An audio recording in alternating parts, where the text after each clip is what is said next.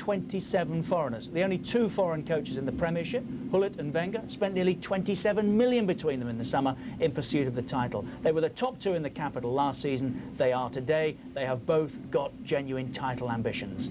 And Arsenal come here with a real spring in their step. Why not? Remember last season's encounter? Chelsea had a semi-final on their minds, but Arsenal came here and absolutely destroyed them 3-0. He played a major part. Dennis Bergkamp. Isn't he in form right now? Will Tony Adams make a return to league action today? It's all very different from the days when blazers and ties were the norm at Highbury. A little more relaxed now, and maybe that shows in their football as well. We're joined today by Martin Keown and Vinnie Jones. Welcome to you both. How would you sum up the week that Arsenal have had then, Martin? Defeat in the European competitions, but not a bad result at the FA, was it? No, the game was disappointing for us out there. You know, it had that look about it. Arsenal were going to go away with that clean sheet.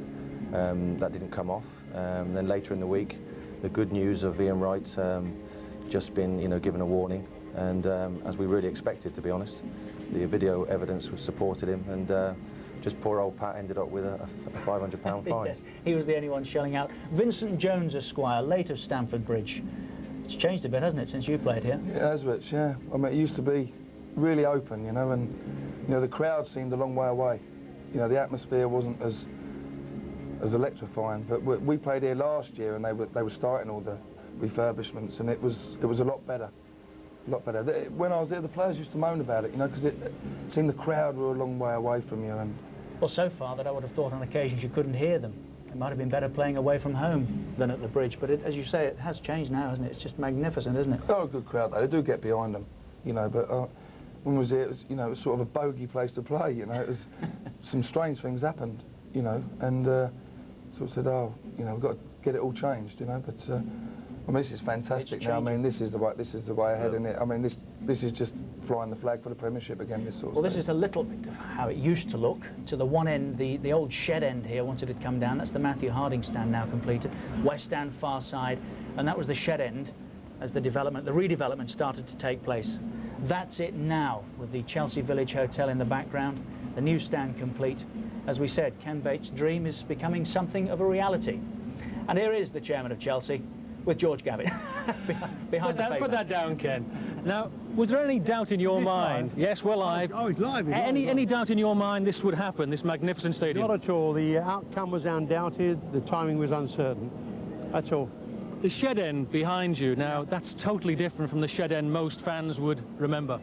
Well, yeah, I mean, that was the place, that was the spiritual home of the average Chelsea supporter. But after Hillsborough and the Taylor report, it was never had to go. And so what we tried to do is recreate the image of the shed and the spirit of the shed and our new development, which we're very pleased about. You can point out your dining room up there, can't you, in your new penthouse? That's right. It's the on the far right, up there on the top. See that? So we'll have dinner parties and watch the game. I'm the only guy that can watch the game without paying to get in.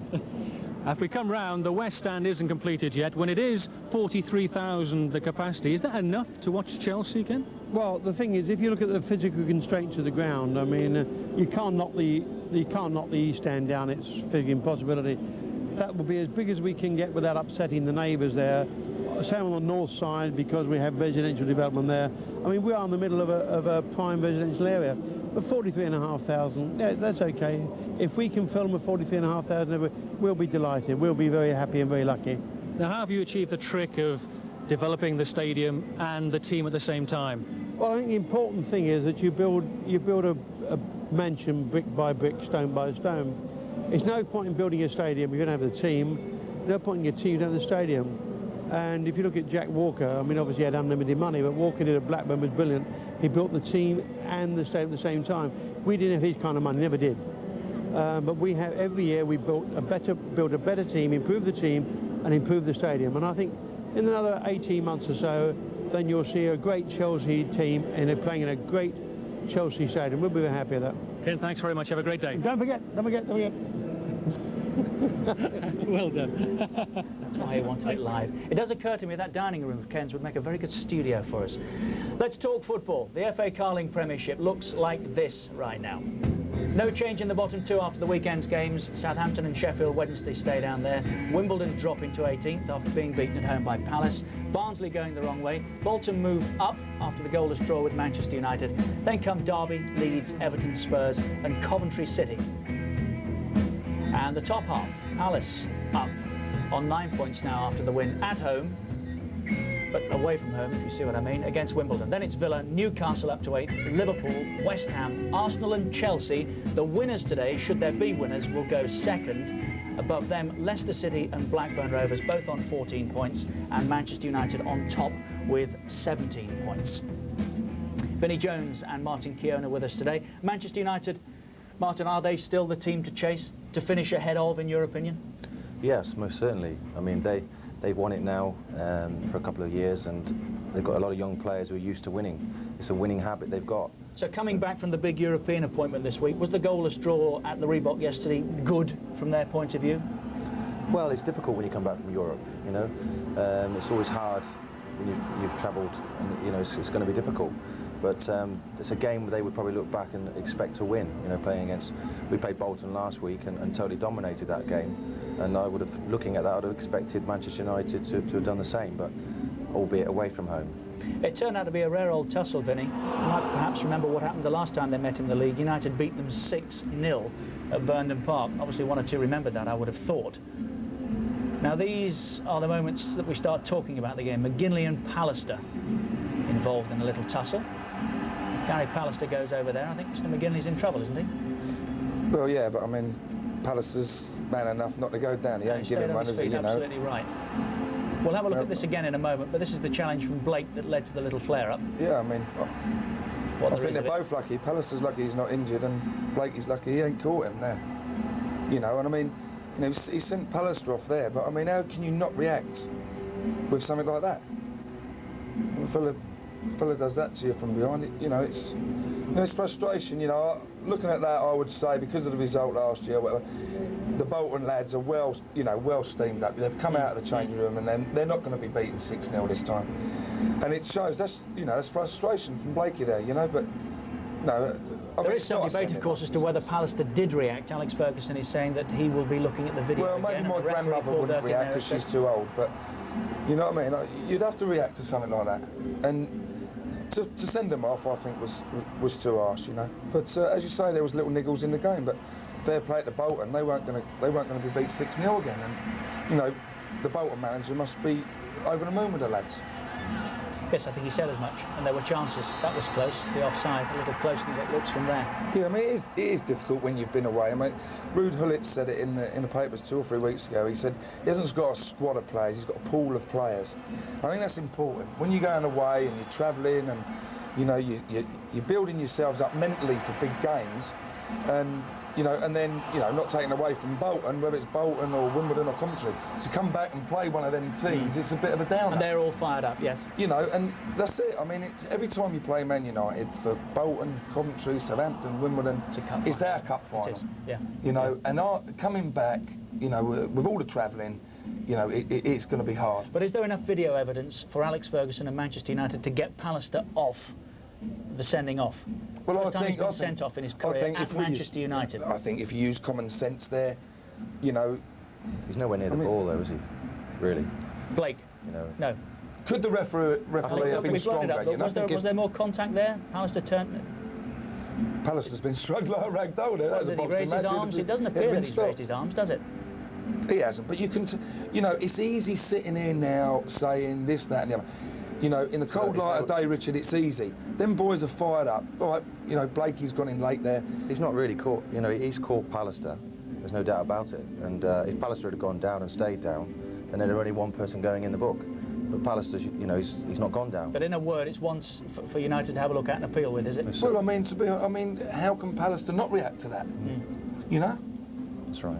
OK, well, Leicester City last year surprised everybody, finished the season with silverware, of course. Terrific performance in Europe this week. They came back and went to Elland Road and won. Now, how do you assess them? Well, I said on the way here, it's unbelievable what he's doing up there. You know, he's got these boys fired up, but it's the same. You know, I mean, when you look at them, it's not just hard work and brawn and, and luck. I mean, they're well organised, they've got some tremendous players. I mean, it's not coincidence that Walsh has popped up again in the box. He's been doing it week after week. You know, you've got the boy Heskey up front, and you know, they're well organised. I don't think you reacted too well at Wimbledon, did you, last year when they were named the new Dons? But they are a little bit, aren't they? I think it was always a game, though, that if they asserted themselves, they could get a result out of. You know, Leeds have been a bit sticky this season, and they've really not got going. Now, how about this for a goal? West Ham and John Hartson, your friend, against Newcastle United, and John Barnes, who the Hammers thought they'd signed in the summer. Barnes scores. Thing is, I mean, we played Newcastle last week, and Barnes, he was knocking it about all day with the outside of his foot. And he's pinged one in there, you know. It's a great goal. Wonderful goal.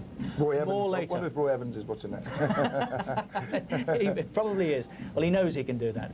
More later from the games yesterday, but right now let's get the team news here, which is beginning to filter through. Ruud Gullit been shuffling the pack all season. In today, Gianfranco Zola, alongside Gianluca Vialli. That's the front two for Chelsea. And returning today, after missing out in Europe in midweek, Graham Lasso, who's in for Danny Granville. In Arsenal's starting lineup, Dennis Bergkamp, who didn't fly abroad in midweek. And in for his first league start of the season, Tony Adams. We'll confirm the team news soon. I thought it was Zola for a moment. About the same height, that young man, isn't it? Chelsea and Arsenal today on a Super Sunday in West London, South-West London, I suppose, to be accurate. And what a prospect ahead of us. When we come back, we'll talk about the Gunners and this particular fella here, Dennis Bergkamp, the Dutch master, who's on fire right now.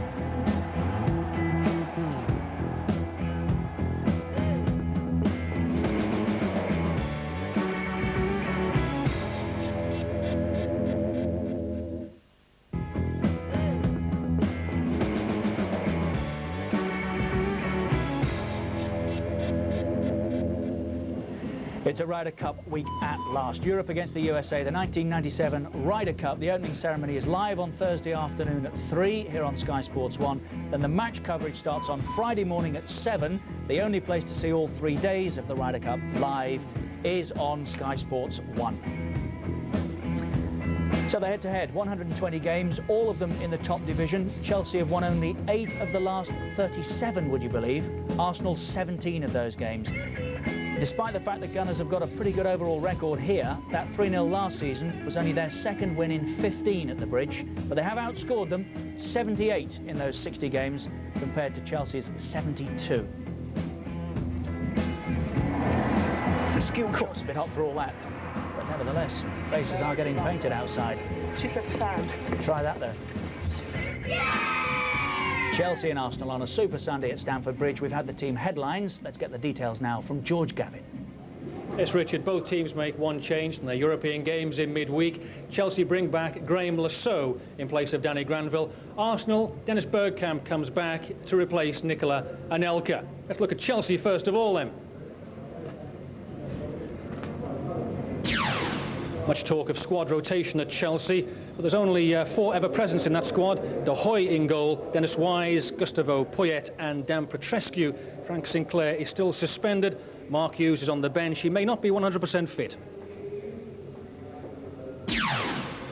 And for Arsenal, it's back in the old routine for Arsenal in defence. Seaman, Dixon, Bold, Adams and Winterburn together for 10 years now. Average age 33 and still going strong. Patrick Vieira has recovered from a groin strain. And for the record, only 4 overseas players in that starting 11. Ian Wright, 180 goals for Arsenal and 100 in the Premiership. 6 goals this season.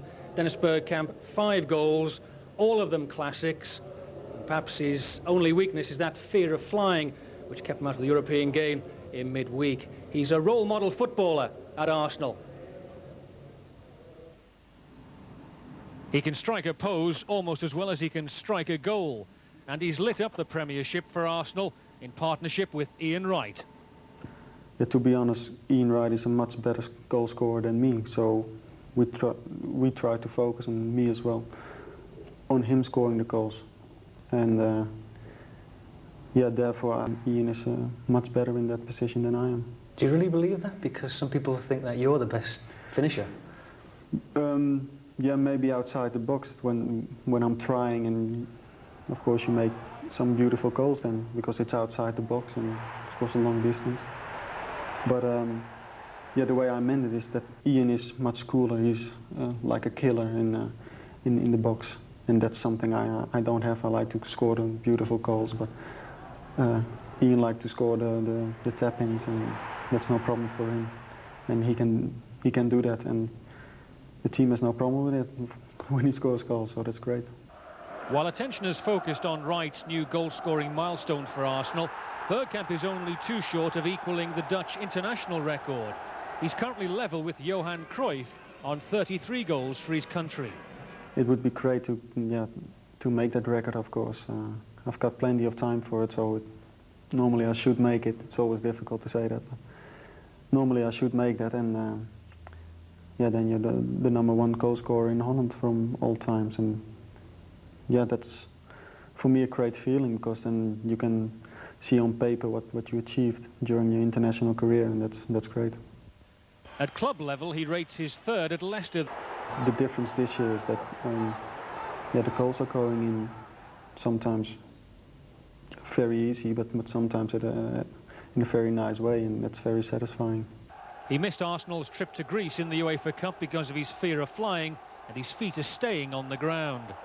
The decision was made long ago, and yeah, I feel very happy with it, and everybody knows about it. Everybody feels normal with it, and it's good for the team that yeah, they pick it up like that. And you feel better because it's open now and everyone knows. Exactly, I feel fine, and yeah, I can perform only if I feel fine, so that's great.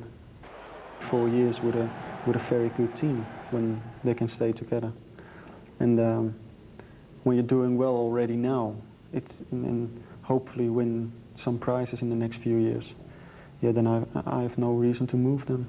So you sound as if you're very happy. Yes, I am. I don't even think about other clubs or other countries. I just focus on England and Arsenal. We were just discussing here the merits of Dennis Bergkamp. Martin, for so long in this country, Eric Cantona was the benchmark. How does he compare to Cantona, in your opinion? Well, I'm obviously going to be biased, but you know, all the players I've played with, Dennis is out in front. He's truly an incredible player. Every day of the week, he's outstanding. And this year, I think he seems to me that much happier. And a happy Dennis Bergkamp is a very dangerous one. And his goals is just a special player. And long may it continue. So his first year wasn't the best, was it? Last year he seemed to find his feet, and now, Vinny, it would seem that anything is possible in this country for Dennis Bergkamp. I think that's the thing with him. When he's happy and he's cruising, I think that's when he's at his most dangerous. You know, I mean, look at this. You know, I mean, he even says it himself that's brilliant. You know, when the ball's coming in, he said there he's thinking about what he wanted to do, and it's come off. You know, it'd be nice to do that sometime in your career, mightn't it? I mean, make it happen rather than just think about it. Yeah. Well, Arsenal spent big in the summer, didn't they? £15 million in pursuit of the title.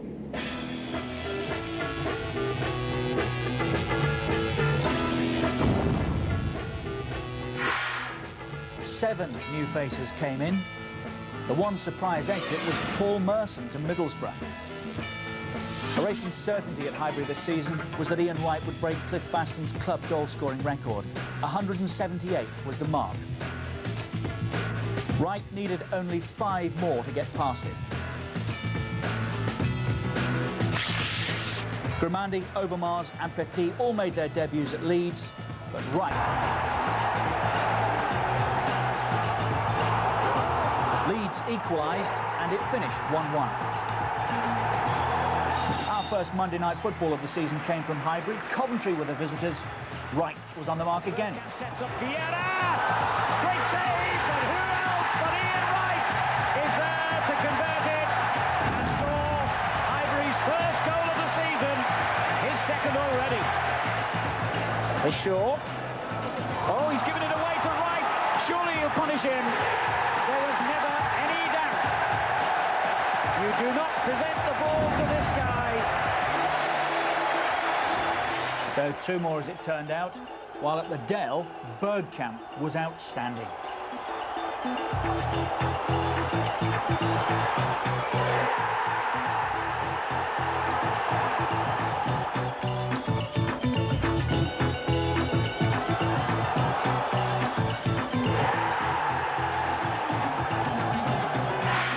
And the Gunners seemed to be cruising at Leicester until injury time when Matt Elliott scored for them.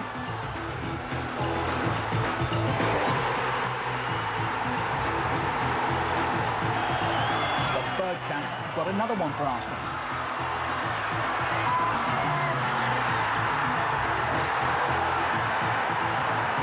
Although it still wasn't over, there was time enough for Walsh to get a third for Leicester.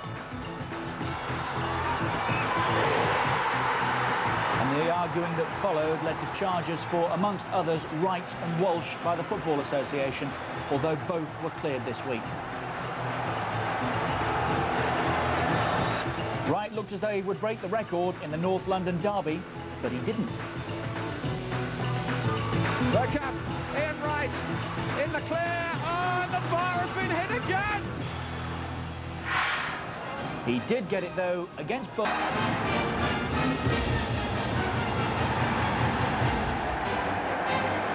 I wanted to do it for the fans, I wanted to do it here, and I'm glad I've done that, and now I can just get on with the season, and I'm really pleased about that.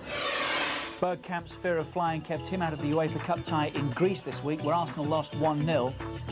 But they won here comfortably enough last season. More of the same will do for the Gunners today. It's the only London club in the last 36 seasons to win the title. Unbeaten this season, like Manchester United.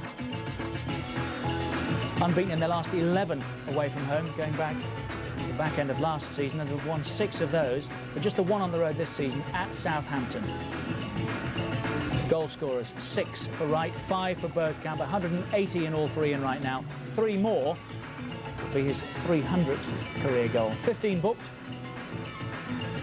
And the last 3 league games drew with Leicester 3-3, with Tottenham 0-0, beat Bolton by 4 goals to 1. Is this then going to be Arsenal's year?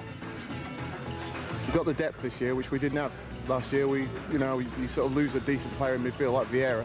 We didn't have anybody that was of international class to replace him. But this year we've got the depth, and that's made the difference, really. You know, we've got class players we can bring in when we have injuries or suspensions. We've got 2 world-class strikers, and with Roy and Bergkamp on form, nobody can stop us. This year it's going to be between us and Man United. I don't think anyone else is strong enough, so it's going to be us or them. What with all their foreign imports and all the top boys on form, Keown to come back, Adams and Bald in the back 4, I don't think there's any doubt. Bergkamp's playing very well, Wright's on form, Seaman's sounding goal. I think when we've got Adams back in defence, we'll be unstoppable. You're just getting worried here, Martin Keown, in case he didn't get a mention, but you did late on there, which is good. You've got the skipper back, Tony Adams, his first league appearance of the season. How important is he to you, the club in general? Very important, very important to... He's playing in a back 4, which know him very well, and there's some big name players in there, but they rely heavily on Tony. And certainly playing against Chelsea is a great game for him to come back into in the league. And it is a 4 now as well, isn't it? Not a 5, which it tended to be last year. Is that the way forward? Well, I don't know. I mean, it's the way they're playing at the moment, and if it works, then he'll stick with it. But speaking to him in the week, I think he's got an open mind on what he's looking to do. It's the one fixture, and it's... Yeah, I would have thought so. I mean, he's an outstanding player and played very well in midweek, when you consider that he's been out for quite a long time. There are a number of words, I suppose, that sum Ian Wright up, but would Pest be one, on and off the pitch? I think he is for the opposition, but unless you've worked with Ian Wright and you've been around him, you don't really see the real man. He's from afar, you think he's a nuisance and he's a bit of a so-and-so, but when you get to know him, there's no better man to have in your dressing room. And as Dennis Bergkamp said, the best finisher at the club, would that be right? He's an outstanding finisher. Wrighty comes to life on a Saturday or a Sunday today. Between in the week, he's not always in the winning side. And what's he like to play against, Vinny? He's great, I mean... Is it always an enjoyable tussle? It is. I've had a few tussles with him. Yeah, fair enough. And I've done a piece in the paper about him the other day, just saying, you've got to try and... As what Martin's saying is, it's all right for people to stand there and judge the fella, but he strikes me as a sort of bloke that if you work with, he's the business. He's good. Well, you know what you get, don't you, which is goals and effort and motivation. Yeah, he's affectionate, isn't he? He continues to be up for it, though. He's 33 years of age now, and he's playing with such enthusiasm. And it looks all like us non-league lads are like that, The late starters. The late starters and the late finishers. We are at Stamford Bridge with Chelsea and Arsenal today. Zola plays, we know that. So too does he. 3 short of 300 in his career. There's a new record for Ian Wright to chase. And we'll be talking about Chelsea and Zola there when we come back after the break. What a start they've made as well. As we said earlier, second place for the winners today. And we're talking about the Ruud boys next.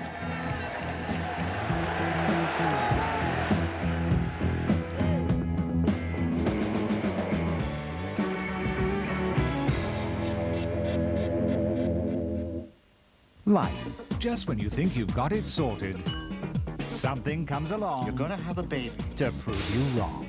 Excuse me? Mother and daughter are pregnant together? Oh, I was just being a grandfather. I think I'm gonna pay you. Now, you all have my beeper number just in case. All right, everybody stay calm. Steve Martin. Going to the movies, that'll be economical. 1 child, 2 seniors, thanks. Father of the Bride Part 2 premieres 7 o'clock tonight on Sky Movies. The average cow passes enough wind in a week to inflate a hot air balloon. 88% of clowns never fall in love. 36% of strippers had a convent education. 98% of Man United fans have never been to Old Trafford.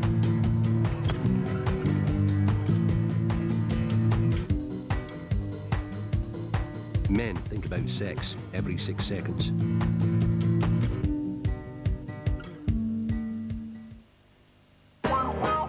You are unique. Even though you may be an identical twin, there is no one quite like you. Not even your identical twin. You may live in the same house as your neighbor, but you do not live in your neighbor's house. Always be yourself in your own home. If something pleases you, then it is right. Though you do not live in a tent, your home is your canvas. Express yourself freely upon it. Do not emulate the style and taste of others, for that is the road to self-delusion. Be true to yourself, and your shelves will be true to you, particularly if you use a spirit level. Whatever you want to do to your home, Homebase can help you do it. There's no place like Homebase. The message contains instructions for building some kind of a transport. From the Pulitzer Prize-winning author. Who gets to go, though? And the Academy Award-winning director of Forrest Gump. Okay to go. Jodie Foster. We are not alone. Contact.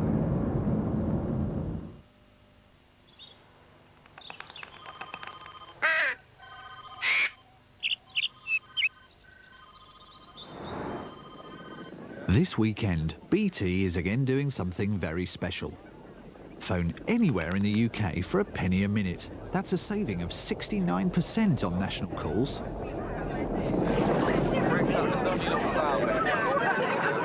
Get those wires humming with BT's 1p Weekend Saver.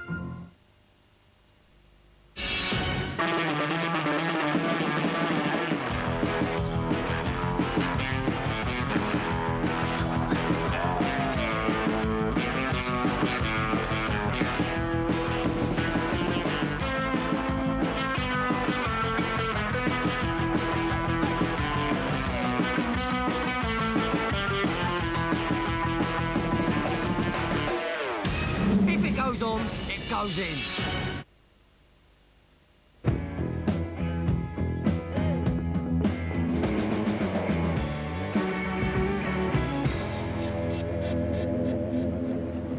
At 6:30 this evening, it's the second of the Super League semi-finals, Wigan against Sheffield. That's followed at 9 by live NFL, the Buffalo Bills against the Indianapolis Colts. Stamford Bridge for us this afternoon, Chelsea and Arsenal. And Chelsea favourites to win it at 5-4, 7-4 Arsenal, 11-5 the draw. No surprise that Ian Wright at 4-1 is favourite for the first goal. 6-6 in the league this season.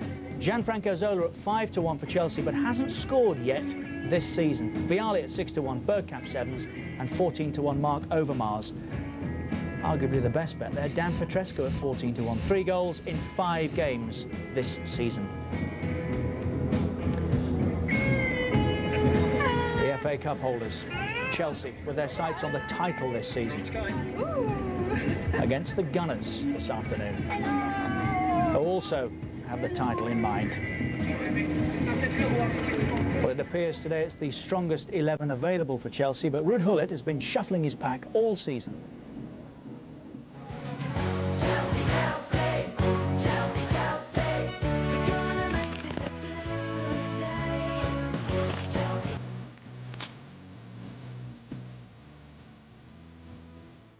At Highfield Road, he dealt Di Matteo, Poyet and Wise into the midfield. Mark Hughes and Zola were paired up front.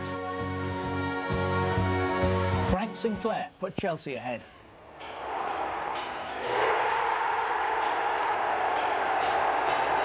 Dublin equalised before substitute Tor Andre Flo made it 2-1.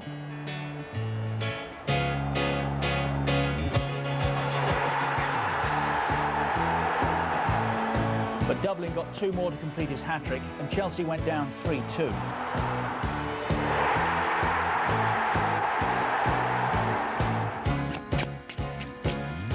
Gullit shuffled his pack again for the trip to Barnsley. Vialli replacing Hughes in the attack, and didn't he prove to be the trump card? 1-0 to Chelsea. Gets it for the second attempt. Vialli. Oh, that is absolutely magnificent.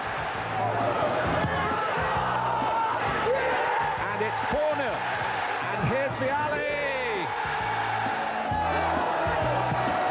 And he's got 4, and it's 6 at the best for Chelsea.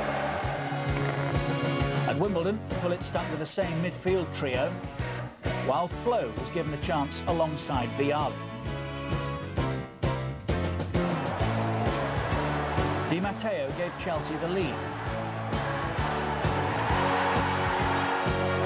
And Petrescu made sure of the win.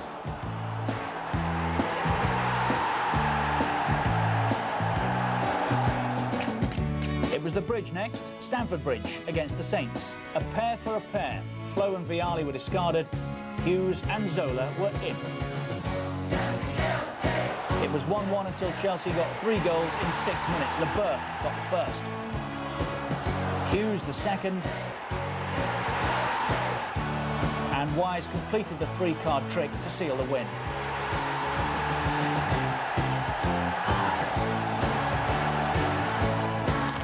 After an international week, Gullit reshuffled his deck again. The Italian aces were left out against Palace.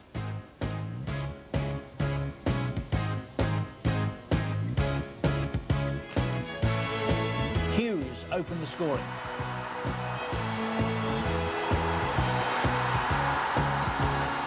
Lasso made it 3-0 with his first goal since coming back from Blackburn.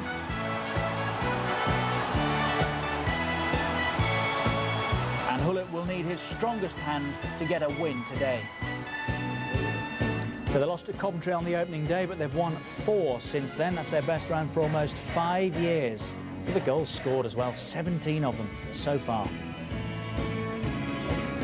Here at the Bridge, they've lost only 1 of their last 19 in all competitions, that, ironically, to Arsenal at the back end of last season. Goal scorers, Vialli's got 4, Petrescu 3, Hughes 3, 10 different scorers in all, but not Zola yet. Average attendance, just over the 30,000, 9 booked and 1 off. Last 3 league games, beat Wimbledon 2-0, beat Southampton 4-2, beat the Palace 3-0. FA Cup winners, of course, are they ready to go 1 step further? This is what their fans think. I've been coming to the Bridge on and off since 1970, and I've got to tell you, this is the strongest Chelsea squad I've ever seen. OK, they can fumble, they fumbled against Coventry, but I think this is going to be a corker of a game. Don't forget, no London side has ever won the Premiership. London's only won the top flight 4 times in the last 40 years, but I seriously think either Arsenal or Chelsea could do it this season, and this game will help us know which it's going to be. I think the key to the season is going to be with a strong squad, and I think Chelsea actually got a good strong squad this season. Go all the way. I think we keep scoring the goals like we're doing at the moment. I think we're going to do very well. Beat Arsenal today, beat Man United Wednesday, take the lot on. Say we've had a good start to the season. say we've got an hard month this month. If we can get through that, I don't see no reason why whatsoever. I don't know about the Premier League. I think it's going to be difficult. These next few games are very, very important, but they've got off to a flyer, haven't they? So we could do well.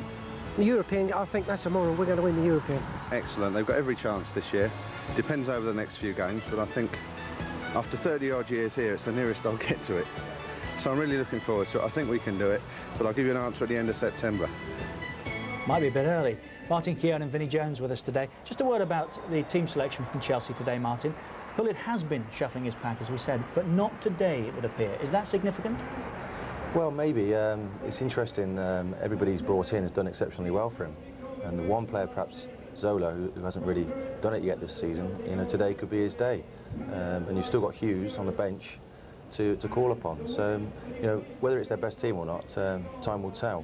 But Vialli, certainly this year, is a different proposition to last year. And Chelsea have got United to come. They've got Newcastle and Liverpool. So as the fellow was saying there, come the end of September, end of October, we'll get more of an idea about their title credentials, will we? Yeah, but I mean, if they're gonna, you know, if they're gonna seriously challenge, they've got to go and beat them, you know, or draw with them. They've got to do well against them. But I think you come back to this pool of players again. I mean, I think he susses out the other team. You know, if he plays Hughes up front, he knows balls are going to be up there, and that will suit Adams and Bold, whatever. If he plays the little fellas up there, they're going to be doing little 1-2s, and they're going to be skipping around the big fellas, you know. So I don't think I think it's more a coincidence than anything he's playing the same team, like, you know. Well, he does have a reputation for being aloof, and as he told Jeff Shreves, he's determined to stick by the principle of the squad system. I think there is not such as a first team. We don't have that. I already said it in the beginning of the season. We don't have that. We have so many players and so many can play. So I have a squad of 22, 23 players. Has it been difficult for you to make the transfer into management, because you were a player here and you were friendly with some of these guys, and now you have to leave them out? Has that been difficult for you at all? Yeah, of course, difficult for your private, environment is, of course. But as a manager, you have to do it. I'm not a tough guy. No one. I don't know where it's coming from. I'm not tough. No, of course it's hard because you have so many players. You have to cope with the fact that everyone is different attitudes. Some players need also a different approach, and you have to be spot on. You have to see what they need on that moment. Some need a cuddle, and some need to be hard on. It depends on, and that difference you have to notice. I'm not arrogant, so people know that already. Like I say, you have to be humble, you have to have respect for another. That's what I always do. Never talk about others in a bad way. It's no way, because everyone has their own vision on the game, and you have to respect that. I like my players to say and to talk to me what's on their minds. If they not agree with certain things and why they're not agreeing with it, and I listen to that.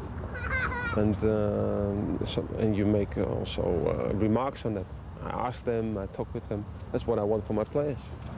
So I don't want them to do everything what I say, because on the pitches can be totally different. And during that first 45 minutes, I can't hardly do nothing, because I can say sometimes something, but not too much. It's very difficult.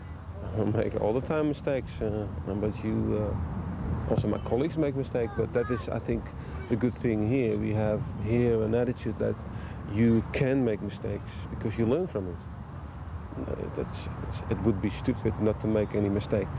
Nobody's perfect, so you must make them, but learn from them. Start to learn from them, and there's also space for making mistakes. Not too many, but that's part of life also. Gianfranco Zola there, yet to get off the mark this season. No goals yet. Played Thursday in Europe. There was a feeling that maybe he wouldn't today, as Gullit continued to play the 22 or 23 he's got in various formations. Having waxed lyrical, Martin, about Dennis Bergkamp a little earlier. How do you rate this fella here? Well, Zola again is he's every bit as important to Chelsea as Dennis is to us. He's a great player, and today could be his day.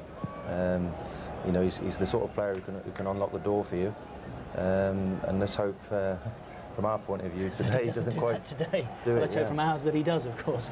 About 12 months back, Dennis Wise was the one that all the speculation surrounded here, Vinny, that he may be on his way, that he didn't get on with Gullit. He's the only ever present this season.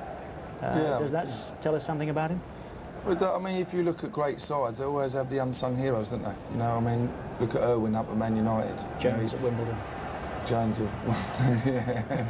No, I'll take a little bit away from the lads, but let's them get on with it. But, no, I mean, Wisey, the reports, you know, that you hear about Wisey are brilliant, you know, and it's great from my point of view, because he's a great mate of mine. It's great that he's taken away, but you know, for British players, it's brilliant as well. Because here he is in the middle. He's a little foreign player himself, though, isn't he? He's got great little feet and he's a dynamo for their team. He is, yeah. Yeah, he is when he joins us anyway. Foreign like, I suppose. Well, the last time these two teams met, Chelsea had an FA Cup semi-final on their minds, but for all that, Arsenal's win was decisive.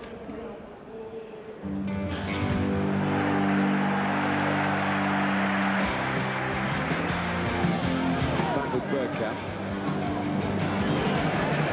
Might try a shot here. What a shot it was.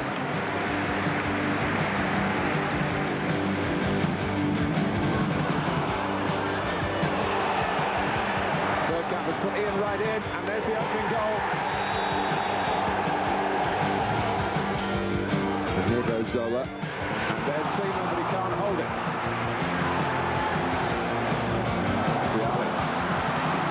To it. Seaman has to go down again. Here's Ian Wright in behind Clark. Platt's got a tap in the centre. 2-0 to Arsenal.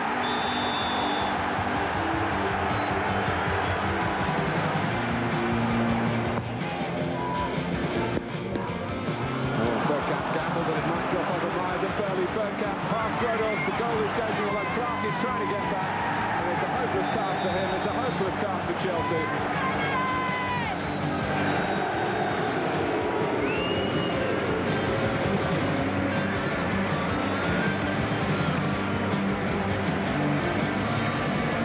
Last April. It's the most glorious September afternoon now. Beautiful blue skies around Stamford Bridge, which I suppose is what you'd expect.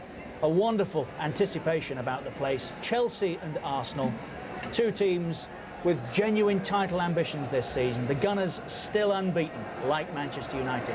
Chelsea lost on the opening day. They've won 4 since. Well, high in the old traditional stand here is the new television commentary position, way up the back there. I'm not sure that's where I'd like to be right now, but that's where we do find Andy Gray and Martin Tyler. Richard, we'd have to do a week's altitude training to be able to perform here today. I think it's so high up, but what you can't escape, even from this lofty perch, is the wonderful optimism about the Chelsea fans. They really do think that this is the time.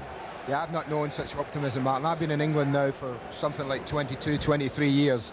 I've watched so many false dawns arrive for this club, but never have I known their fans be so up for a season. They are firmly convinced that on the back of that FA Cup victory in the summer, and with Ruud Gullit spending more and tinkering with his squad and bringing in new players, that the time has arrived for Chelsea to be really, really serious championship contenders. Well, what we've got today in terms of team news for you is probably as near as you're ever going to get to an unchanged Ruud Gullit side. There is one alteration as expected.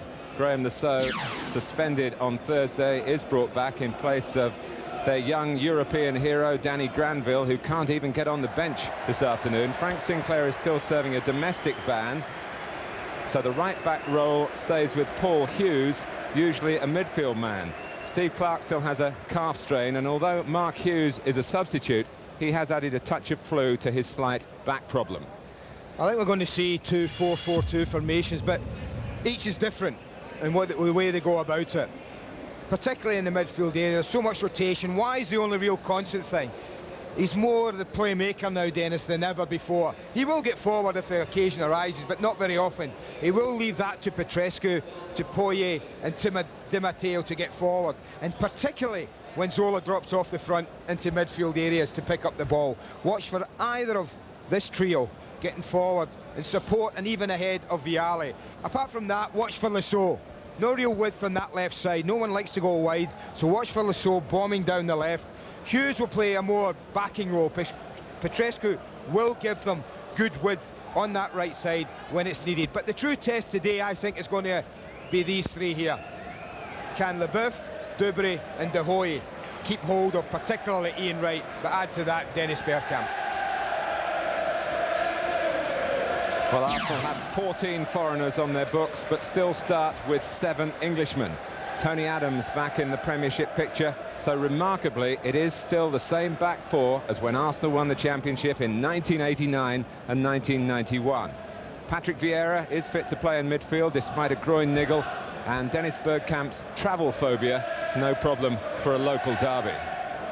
Well, if there's one thing that splits these two sides, in my opinion, at the moment, is that this is a back five that you really can rely on. It's got experience, it's got depth, it's got quality. It really is difficult to play against. And if it's in top form today, Chelsea could have a tough time. But it's ahead of that with the differences. They play more in straight lines, this four. Parler will play up and down there. Vieira will support, Petit the same, and Overmars very much on that left-hand side. So those four play more in straight lines, and certainly the four who play in midfield for Chelsea. But up ahead, again, it's the two. People who win games are the important people, and Wright and Bergkamp, they have, like Vialli and Zola, two capable of winning any game. Andy, do you see Dennis Bergkamp and Zola as the key men, despite an outstanding supporting cast in both camps? Yeah, big players like playing in big matches, Martin, and I think that in Bergkamp and Zola we have two great big players here. Dennis Bergkamp and Zola have similar attributes, in my opinion. They create goals, they score goals, and they're dangerous at set pieces. And this is what I mean. They love linking up with the front men. Bergkamp has gone on record as saying he loves putting Ian Wright in to score goals. But not only that, he can do things like this. I mean, you just cannot defend against that type of ability. And watch for set pieces. They might be important today. Games like this are sometimes decided on it. And in Bergkamp and Zola, we have two players that have the same sort of ability. Zola, again, one who plays in deep range, but will always look to provide ammunition from his front man. In this case, it's Vialli. It might well have been Mark Hughes had he been 100% fit. He's also, although he hasn't yet this season, and that would be a worry if I was in the Arsenal camp and Zola hasn't scored. You're right, Mark. He can do that. And then we all know about him from free kicks. From 40 yards anywhere, Zola is a threat. So here are two players that can absolutely win a game within 10 seconds. Well, around 3,000 Arsenal fans fortunate to have tickets to be here today. But Stamford Bridge is so much more intimate now, and Chelsea will hope so much more intimidating to the opposition.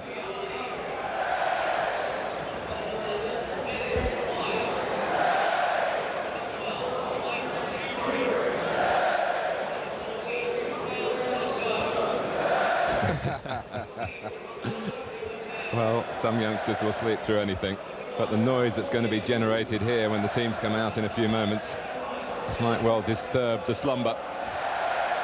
And it's great to see so many youngsters in the crowd. The families very much back at football these days. As it's always been, Martin, youngsters are our future in this game. The youngsters don't want to come and support the teams, and we have no future. Supporters will make or break football, and it's great, you're right, to see so many in this capacity crowd today. And how it's changed when you and I were that age, Andy. We used to wear our scarves and our rosettes. Steady. Replica shirts. I bet you didn't have a replica shirt, did you? No, but one thing that you had I didn't have was one of those rattles, Martin. You remember those? Well, the successful starts and the sophistication in style of the two sides makes this the most eagerly awaited Chelsea-Arsenal clash for many a year. Two sides really that have stepped out of their stereotypes. Arsenal, grim realists in the results business in the past. Well, they've entered splendidly into the world of entertainment. And as for Chelsea, always a colourful club, but infuriatingly inconsistent. Well, they've won a trophy this year. Now they've won 5 matches in a row. Running the game already. This is a weekend when FIFA, the game's governing body, are calling for fair play to be honoured. Look at the captains, look at the difference in size. Physically, but not in stature, I suppose.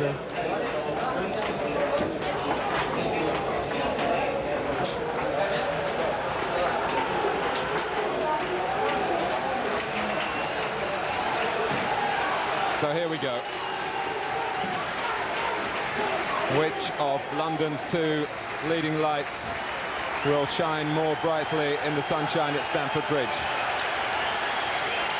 Sit back and enjoy Chelsea against Arsenal with second place in the Premiership at stake. We're back after the break.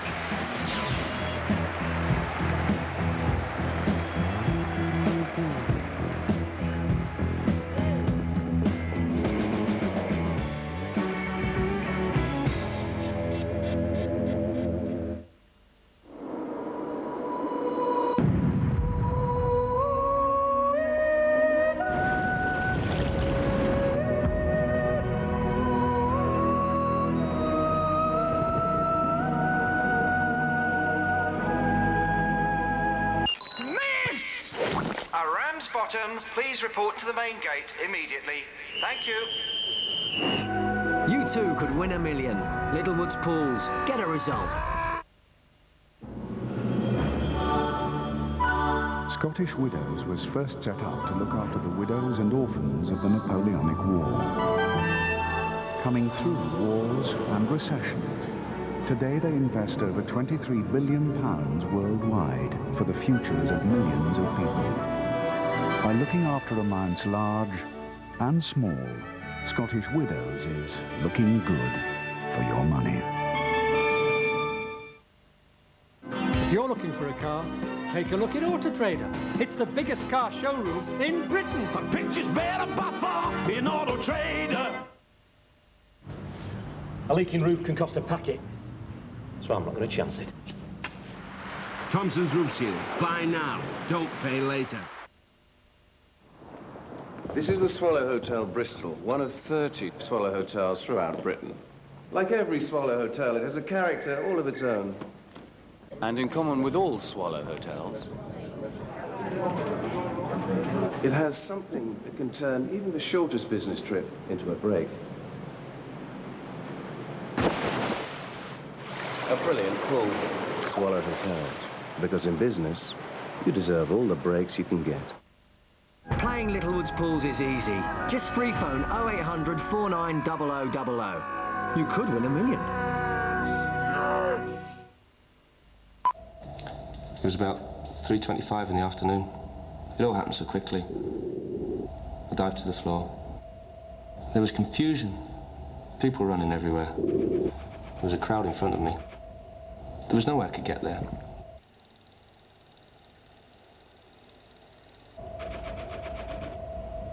There was nothing I could do.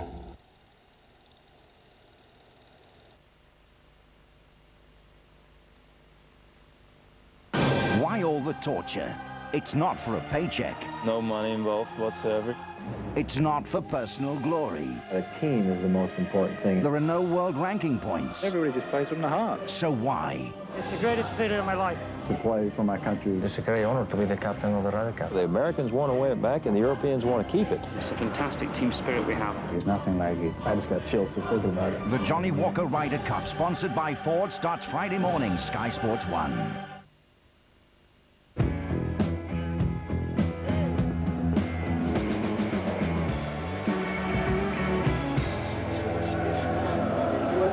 This really could be quite an afternoon. A Super Sunday at the Bridge. Chelsea and Arsenal. Our match commentators Andy Gray and Martin Tyler. Thank you, Richard. Ian Wright, the record breaker, his feat to be honoured at Highbury on Wednesday when Arsenal take on West Ham, and the Arsenal authorities have asked us to send a message to Arsenal fans attending that game to get there especially early to watch that presentation with representatives of all the clubs that Ian has scored against for Arsenal attending. Well worth changing your travel plans to see that. I was just going to say, well, a full house then. It'll be a full house of all the clubs represented he scored against them, would you?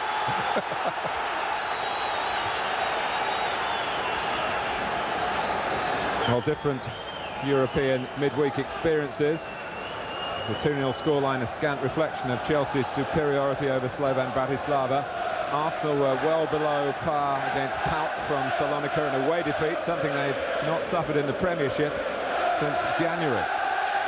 Chelsea kick off, brimming with optimism. on a sparkling afternoon. Leboeuf making it awkward for Dubry. Little flick from Zola.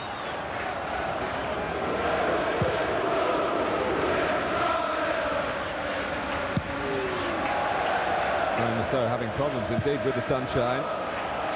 Glenn Hoddle expected here today, and Marseille would like to impress him as well as Ruud Gullit. But I would suspect the England interest in particular will be how Tony Adams is after just one senior game in Europe in midweek, and he hasn't played in the Premiership since being sent off on the last day of last season at Derby. But he did very well in a poor Arsenal performance in Greece.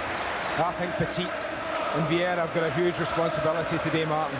There's no doubt Poirier, Di Matteo, Zola, Petrescu are all going to make forward runs in the central area if they can. So important a tract. And that's Poyet making that sort of run. That's exactly what I mean. I think he's going to go in there. He's going to go in and top of Dixon if he can. Got a huge advantage.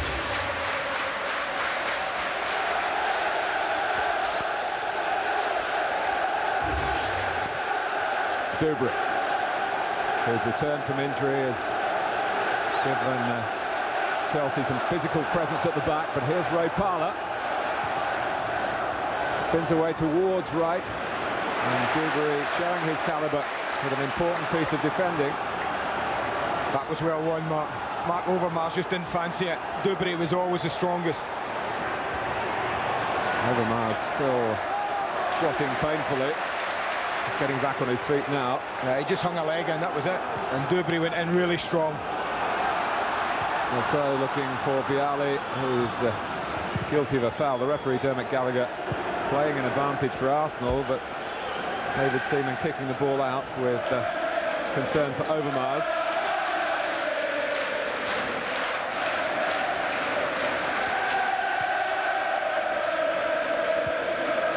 Here's Lassalle. Well, it is a capital clash, but the influences on it come from far and wide.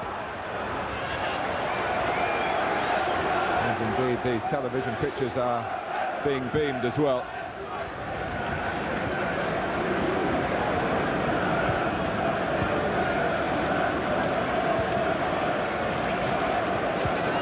Chelsea losing at Coventry in their first league game, but they've been bang on the mark with goals aplenty since then. Arsenal, along with Manchester United, the only undefeated sides in the Premiership now. But Chelsea in a position, if they win this match and win on Wednesday at Old Trafford, they will be top of the table. It started well. Both sides have settled pretty quickly. Doesn't often happen in derbies, but they have settled. Looking to pop it about, Chelsea in particular. Vieira, slight doubt with a groin muscle problem. But Arsene Wenger just making the one expected change to accommodate the return of Bergkamp for Nicolas Anelka. It's Bergkamp that Vieira was looking for then, but couldn't find. He was on. That's the ball they'll look for. I think even in midweek in the European match, Chelsea would have been a little bit anxious at the amount of opportunities they gave a pretty ordinary European side to create chances against them. Here's Petit. Bergkamp trying the shot, and fellow Dutchman Ed de Goey not given a very difficult task at all. Played against each other many times before. Ajax v Feyenoord in their own country. Yeah, they're looking for a free kick. That was a great tackle from Bold. That's when the tackle behind is good and legitimate. Good refereeing.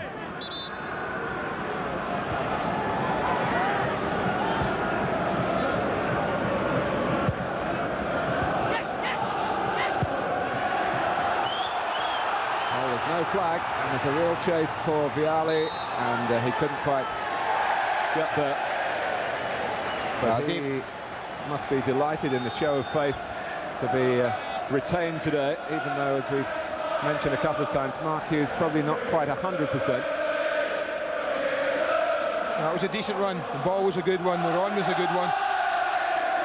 I have to say, I think had there been any danger threatening, I'm sure the goalkeeper, David Seaman, would have come out and just picked her up.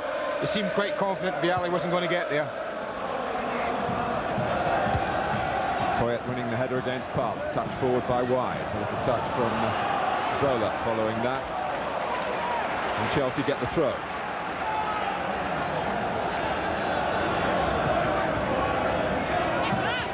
Rousseau.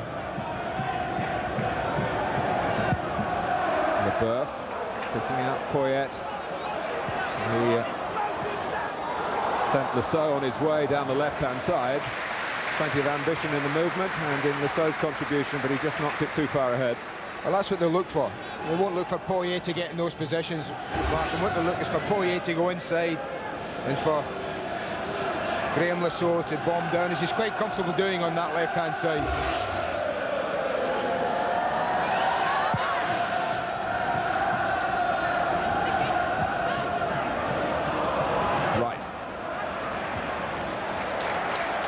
Poyet winning it from Parla.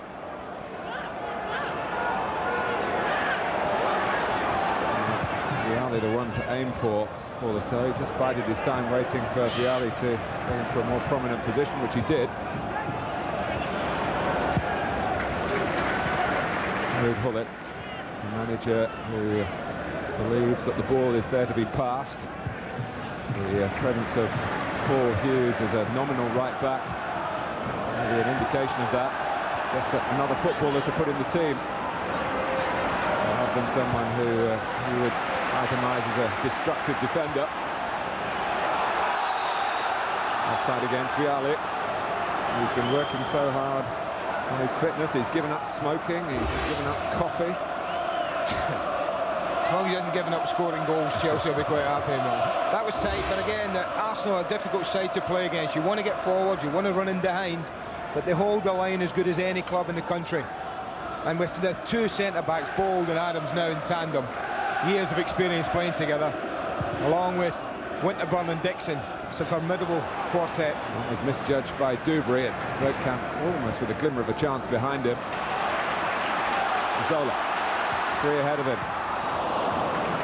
One of them was Poyet, who comes into contact with Petit. Well, it's solar range, isn't it? It wouldn't be for a lot of players, but I think the little Italian would fancy it.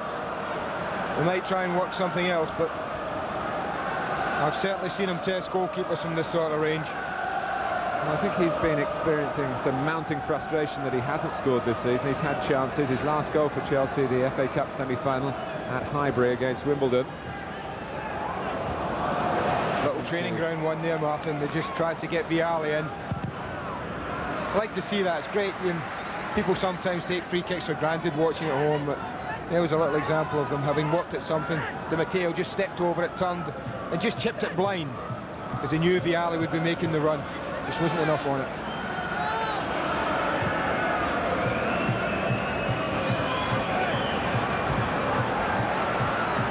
Wise. Still an early search for superiority in midfield. Dennis Wise really has begun the season in top-class form. And I see he's not lost any of his competitive spirit as well. This time in the challenge on Bergkamp, he did apologise to Bergkamp, perhaps with the respect with which Bergkamp was treated even by his opponents. And Bergkamp, to his credit, didn't make anything of it. Arsenal still had the ball, as they do now with Lee Dixon's throw. Bergkamp, brilliant work from him. Holds off Rousseau, and Defoe hauls it in, made light of the catch.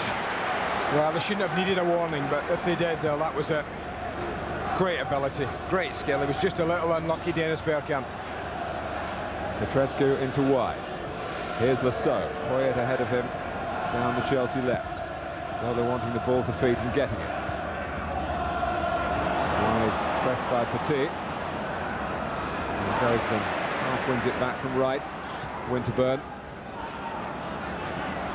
Now Overmars. Much has been said over the past couple of days about Mark Overmars learning the job as a wide midfield man as opposed to the out-and-out winger, which he was for Ajax and still is for Holland. Wow, that's a free kick. Tony Adams just get caught with a spin on the ball, fell into Zola. He was trying to use his experience, trying to plead his innocence here, thinking, oh, trying to say to the referee, I've slipped, it's not deliberate. But watch the way he just leans into the little Italian and down he goes. Of course, the danger of the ball and the man disappearing behind Tony Adams, and he couldn't let that happen. But Arsenal have a free kick to defend here, to be taken by Zola. Onto the head of Petit. Zola again.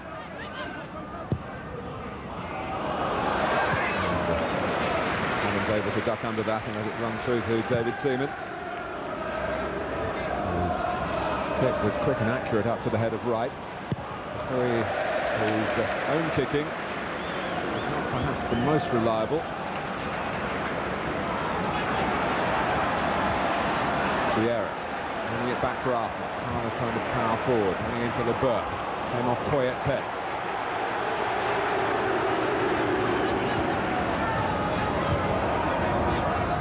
Dixon and Carla trying to conjure up something for Arsenal. Just to remind you again that the winners, if we do have an outright result today, will go second in the table behind Manchester United.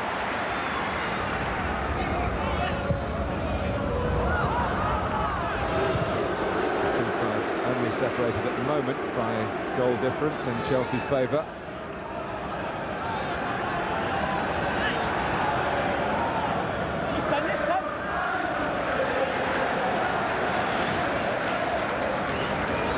Zola having a look to see where Petrescu had gone once he'd taken the throw.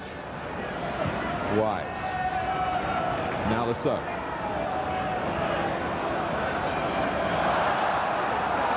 Gallagher having nothing to do with that as Lasseau checked, thinking he might have got a free kick for obstruction by Parla. Well, Chelsea are finding that Arsenal are a different proposition to most clubs. They really have worked really hard to get the 4 and 4 in front of them. Saying to Chelsea, if you want the ball in front of these 8 people, you can have it. We're going to make it difficult for you to find a way through.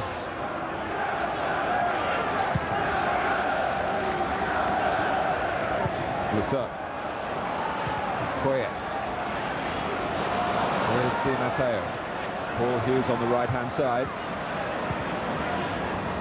Di Matteo in towards Vialli. Couldn't get to him. Wise. Arsenal back in numbers, but they've not picked out Zola and could have paid a heavy price for that. Oh, what a spot by Petrescu. Rightly Zola applauds him. The beautiful spot and a great ball. The way he just picks him out here, he has a good look, Dan Petrescu, he knows what he wants to do and he fizzes it across to Zola. He'll be disappointed. He's got great technique, we know about that. Just gets underneath the ball. Just hit the bottom half of the ball rather than the middle of it. Yes, and that reverse angle replay just showing the deliberation of Dan Petrescu. And he saw Zola, but Arsenal didn't. Overmars. Petit, who was developed by Arsene Wenger, player and manager at Monaco.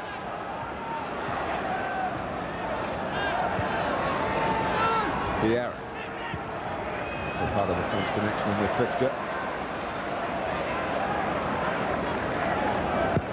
And Frank Leboeuf, of course. Di Matteo. No one wide of him at the moment, so coming from deeper. Vialli. Drawing Adams out of the centre. Poyet. Brilliant. Steve Bold threw himself into the line of the shot. Brilliant block. That's what you call defending, Mark. That's good old-fashioned defending. Throwing your body in front of something. Risking getting injured, risking getting hurt. That's your job, that's what you're paid for. Great example from Bold. That was a lovely build-up from Chelsea, though. Much to admire in it. Here comes the corner, and David seemed quite grateful that no one was actually coming in towards the far post. Steve Bold, particularly with Adams out of the middle, was very, very important for Arsenal here. Gullit does well, does his job when he goes wide, provides a cross of quality. It's a lovely little chest down, but look at Bold. He was spreading absolutely everything. Well, we talk about Ian Wright and his place in the record books, but Dixon, Adams, Bold, Winterburn, they will not be forgotten as the history books are written.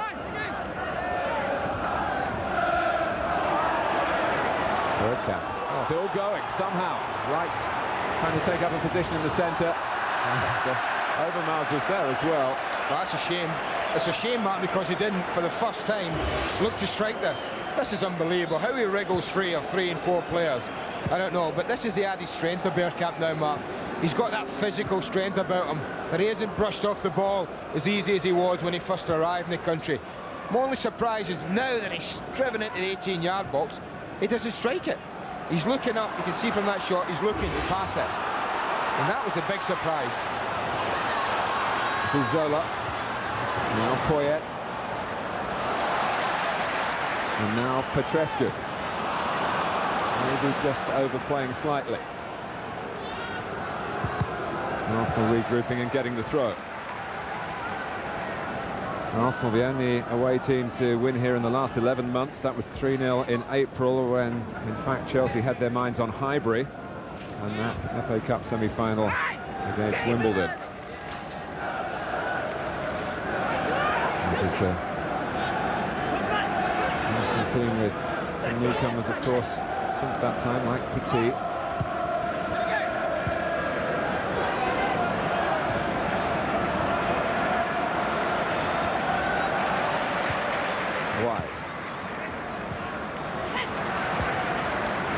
Slipped by Di Matteo. Vieira turning into trouble, but he got lucky. Here's Dixon.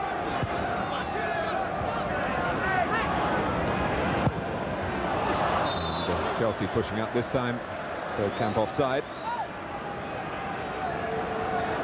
Wright and Bergkamp with 11 of Arsenal's 13 goals so far. Chelsea, on the other hand, 11 different scorers already this season, showing variety in their play as well as variation in their personnel.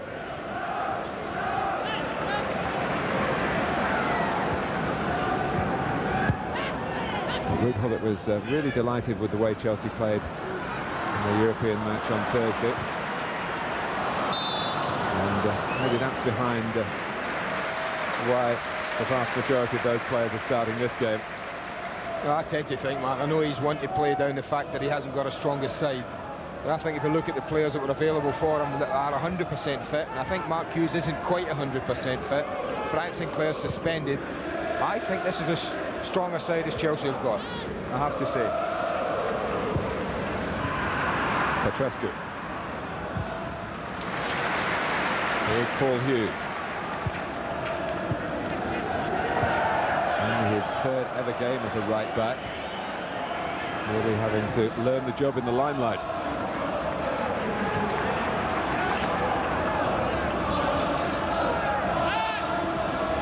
Dixon, who could teach him a thing or two about that position. Trying to work a way through and then collapsing in a heap. That doesn't worry Chelsea, because Zola is confronting Arsenal here. Always, you felt, thinking about the shot. Meanwhile, Ian Wright is suffering. The referee won't stop the game for this, so let Chelsea take the corner. Or will he? Now he's seeing it right a long way away, the referee. Coming back to see what the extent of the situation is.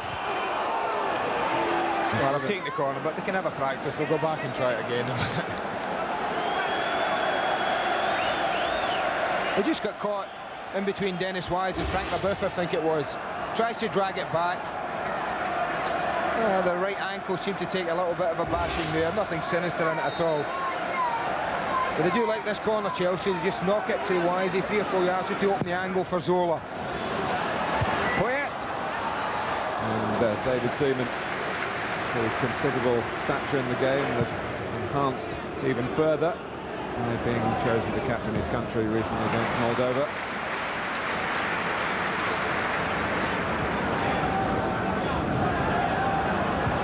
Right, still off the pitch. And attended to by Gary Lewin.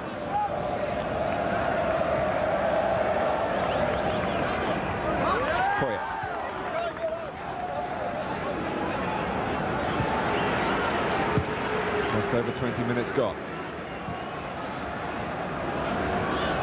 Knight has come back on.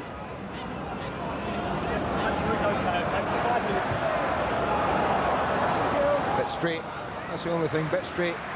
This is fascinating stuff, I have to say, with Chelsea.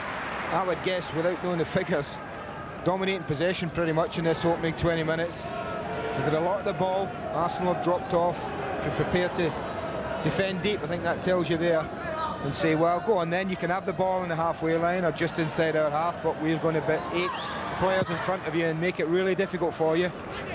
And hopefully, if we can get the ball then, break with Overmars, with Bergkamp, with Wright, and test you.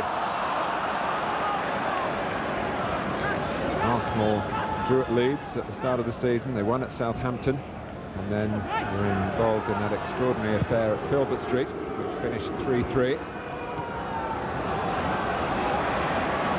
Overmars. They doubled up on him there. Seemed to have dealt with the danger. Arsenal quickly getting possession back. Dixon. Parler. And now Petit. Parler. Past the so. Bergkamp back for Overmars. Well, it was charged down. Arsenal feel maybe with the use of an arm. Referee was reasonably well placed, it seemed. Dubry's lunge was very much bold-like, but quite legitimate in my opinion. It might well have struck the arm, but I think he was throwing himself, whole body, everything to block the shot from Overmars.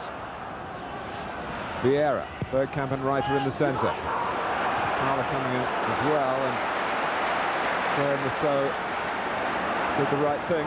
Well, he did well. I don't think he had too much idea, Martin, what was behind him, Graham Lasso. I think he was looking for De Hoy to give him a little bit of help. And that's the most threatening Arsenal have been in this match. Yes, there's a bit of Dutch devilry between Bergkamp and Overmars, and the ball went back to Overmars. Well, you expected that maybe a Dutch goalkeeper, De Hoy, was going to be called into action. Dubry made sure that he wasn't. Overmars with the header, the flag's gone up. Well, it's been quiet, Mark Overmars, to be fair, Mark. He's not had a lot to do. He's been mainly in a defensive nature he's been used today. Very little of the ball, but the little 1-2 almost worked with him in Bergkamp.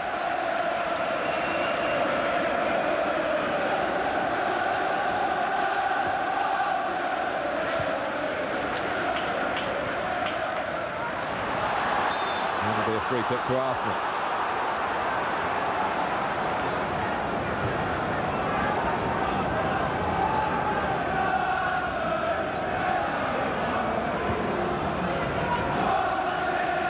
Can have a look at that. Fine challenge from Michael Dubry. Overmars happy on his left side, looks to strike it, and here comes the challenge. It does pop up off the thigh onto the arm, but with absolutely no intent. Nah. You're never sure these days, though, are you?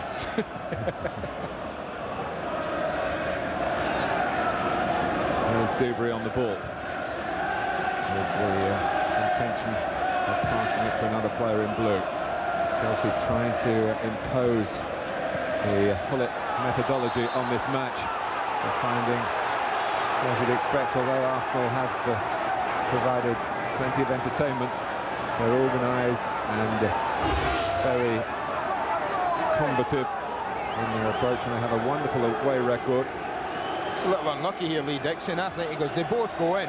Dixon just goes in a little bit more determined than Graham Lasso. I think he's a little unfortunate. The free kick's been given against them.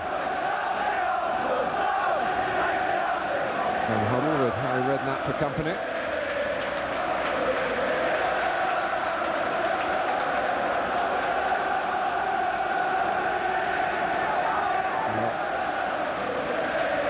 They want Graham to so available. It's a fact of life for England management that whatever thoughts may be in place now about a team to play on the 11th of October, it'll be who he gets available, because there are so many big games coming up. Chelsea will tell you that. Away to Manchester United on Wednesday, home to Newcastle next Saturday. What a week for them. Well, he hit the bar from here in midweek. Gianfranco Zola. Would he try it against David Seaman, I wonder?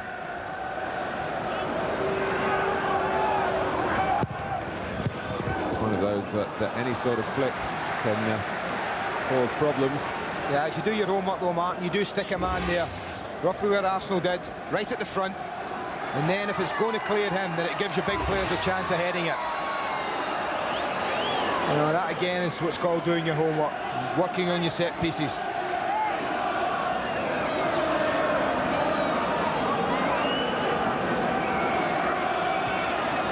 Variation on a theme this time, and it's Wise who crosses. Michael Dubry, who scored a famous goal at Manchester United last season. And the chasing and the crossing towards Poyet.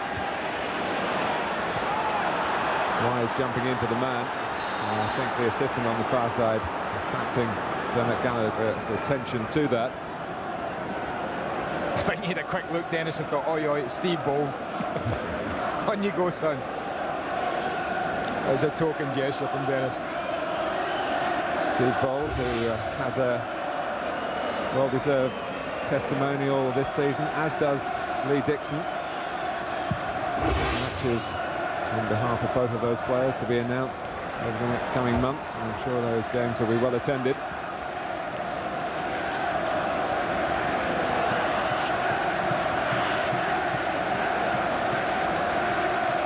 Petit.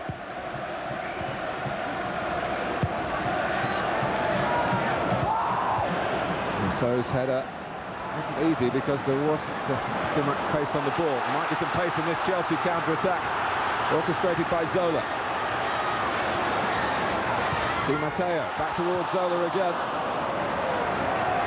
Parler played it, might have been blind, but it's gone to Overmars, and it's Arsenal with pace as the game starts to open up, and the flag has gone up. And Bergkamp and Wright, both of them would probably like to have a look at a replay of that to see the justification of the offside being given. That's close, Martin. I might be right, the decision, but I think Dennis Bergkamp, if he is off, I think it's played then, it's very tight. He might just have been a fraction off. Parler. Bergkamp to Dixon.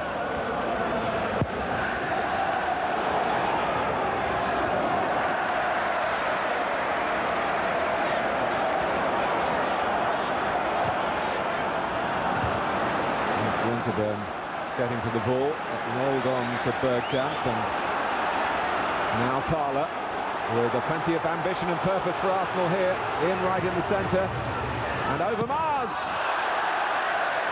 Wow, what a run from Ray Parler.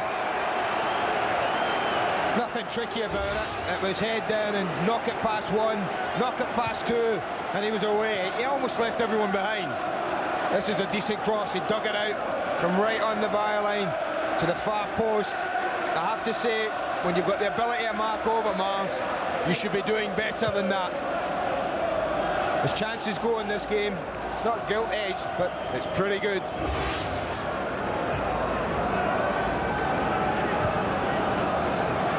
So a volley off the mark from Zola, and one from Overmars. Much of the contest being staged in midfield so far. Almost half an hour played. Chelsea trying to press further forward here through Lasso, who's now got to be concerned about Parler, whose mind was read by Leboeuf.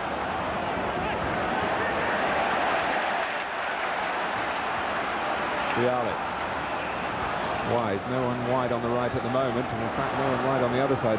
Paul Hughes now moving forward to give them an outlet then, but not in a truly advanced position. Wise, free kick against Parler. That was an interesting few minutes we've just had, Mark. It's the first time really the game's been stretched at all. Like everything's been that midfield third would find, it's exactly where it should. Yeah, look at that, 65% of the play's been there.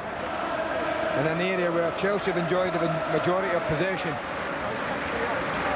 Yeah, I think as the away team, Arsenal have set the stall out, not to be beaten, not to concede early. Well, Paul Gascoigne did it to David Seaman at Wembley on one famous occasion from this sort of position. Will Zola try it at Stamford Bridge? He does.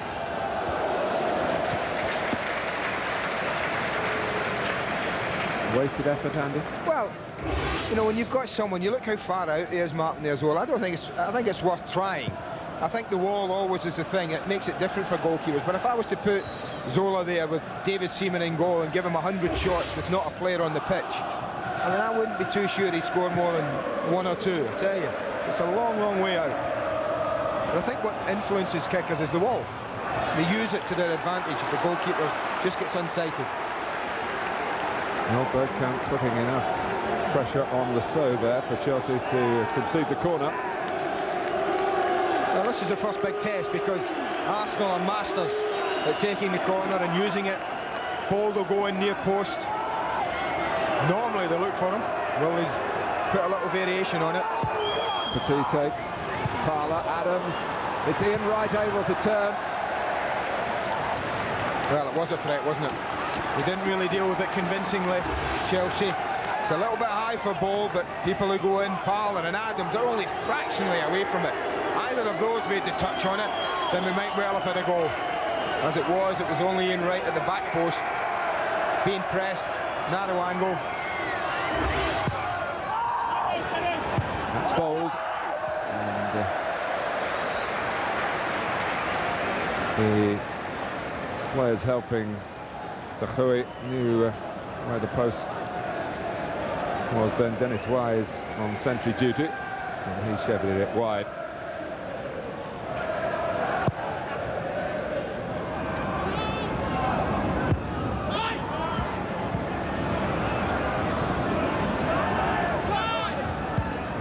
Parler. Wise made it his against Dixon.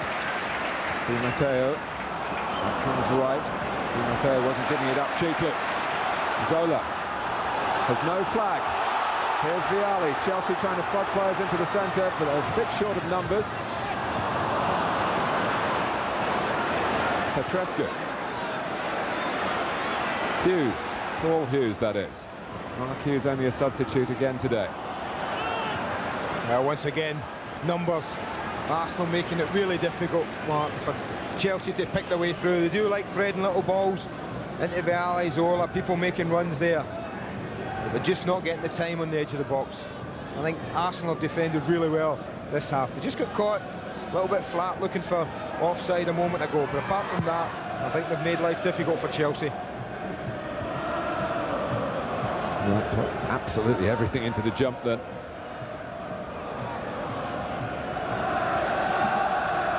I think the only disappointing thing in the match is that there've been 11 attempts, but not many of them have been on target. Only 3, all from Arsenal. Bergkamp will come Arsenal again. Now, there might be a booking here, Mark, first of the match. Dermot Gallagher stopping the play when Arsenal were going to keep possession, but Frank Leboeuf coming in abrasively then. Yeah, he had a little nibble about 5 minutes ago at Dennis Bergkamp on the other side of the pitch, and they let it go, Dermot Gallagher. And I think it might be a combination of both that's ended up with Frank Leboeuf being booked. Well, we've seen Zola have a goal, Martin. We talked about the free kicks right at the top, the ability of Bergkamp and Zola to test goalkeepers. Zola wasn't able to get a shot on target, and Bergkamp's around the ball. But if a left foot is required, there's Emmanuel Petit. Well, it favours the left foot, there's no doubt about that. It's Petit who takes it, and it's catching practice for the Fui. Oh, that's a dodgy throw. All the best on that was to Zola. And suddenly Chelsea back defending again. Bialy, who caught out the offside attempts a minute or so ago with one of those foxy runs of his. Hughes. He's the first to acknowledge that mistake.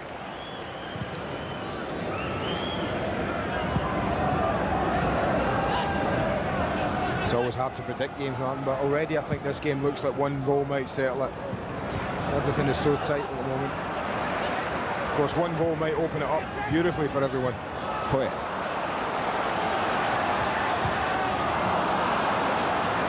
Zola. With a kind of twist and turn that so often shakes off opponents. It didn't shake off Petit then. Poyet. Now Hughes. Bowled with the height advantage considerably over Zola. That's what Arsenal have done brilliantly, Mark, made it difficult. But it's fascinating to watch. You've got this team so confident, Chelsea, in their own ability and riding on the crest of a wave against an Arsenal team.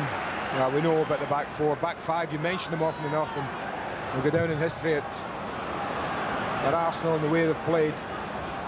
And they're bedded in the back four. And they're saying, go on then, we're here to be beaten today. David Seaman, of course, was the goalkeeper when the championship was won in 1991. Not in 1989, when John Lukic was the man in possession, who's still at the club, but not even the backup goalkeeper these days. Oh, wow.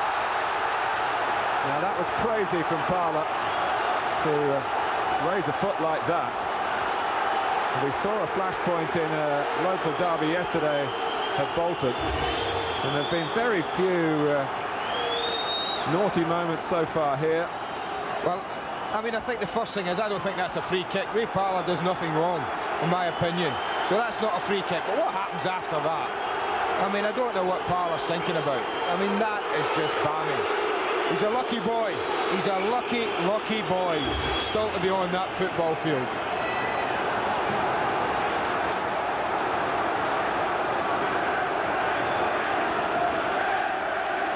It's the sort of behaviour that the officials really have a mandate to deal with very seriously.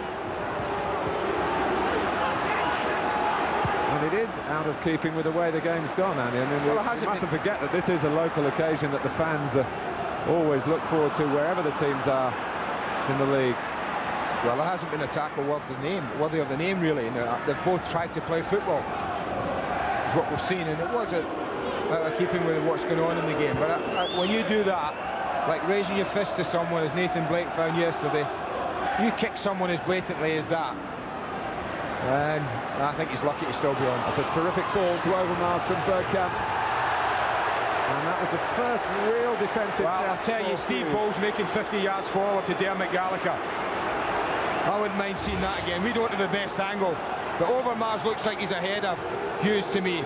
I think he's getting pulled back. Left arm on right arm of Overmars. Do we see that? Is he pulling him back there? He's certainly got hold of Mark Overmars. Zola. No, who'd be a referee? This is Dan Petrescu. Bialy. Well, it's livening up, Martin. You mentioned it was a local derby. It's been a very good football match in that respect. Maybe lacked a little spice. It's got that now.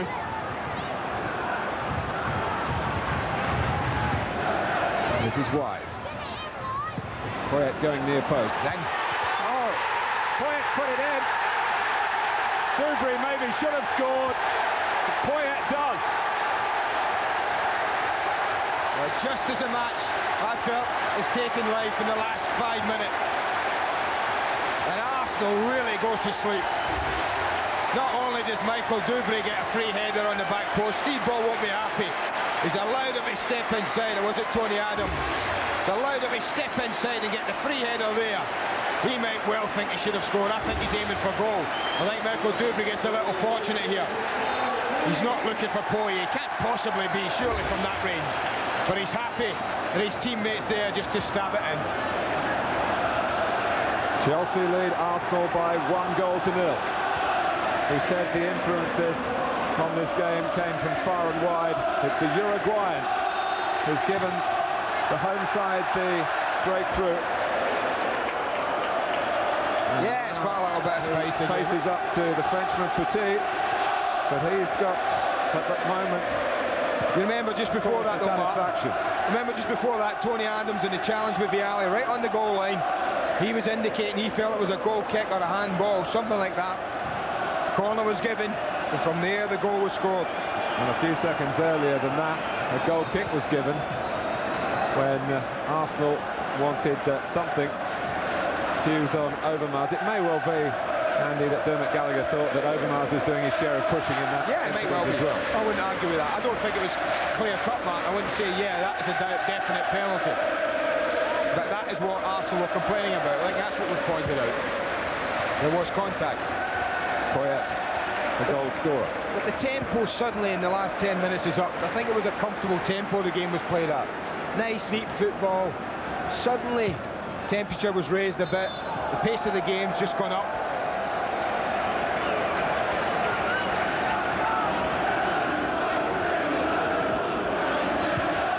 Yes, we had some fashionable football, and now we've got some passionate play to go with it. And Ray Parlour, we remind you, is lucky still to be part of it.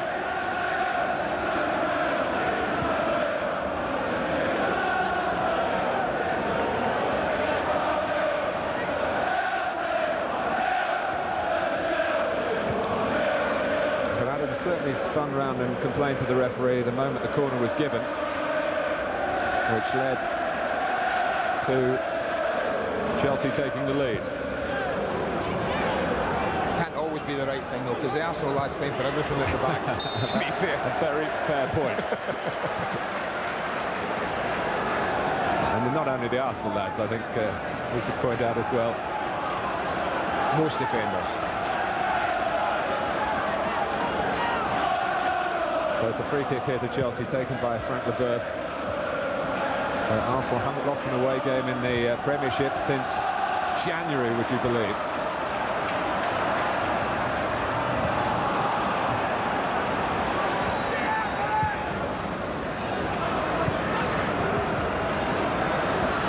Winterburn. Overmars. Need more of him as an attacking force now, and he's showing his face. Glanced goalwards by Bergkamp. Dupuy makes sure that the ball doesn't cross the line, but it was right on the line. Well, it wasn't convincing goalkeeping. He should have been on that near post. That's where he should have been protecting. It's a lovely glancing in. It's not over the line. Just did enough to Hoy to keep it out. Body might well be over, but ball certainly wasn't. Well, when you made your point earlier, Andy, about either one goal would win the game or open up the game, we hoped it would be the latter, and it looks that way. Poyet has provided it.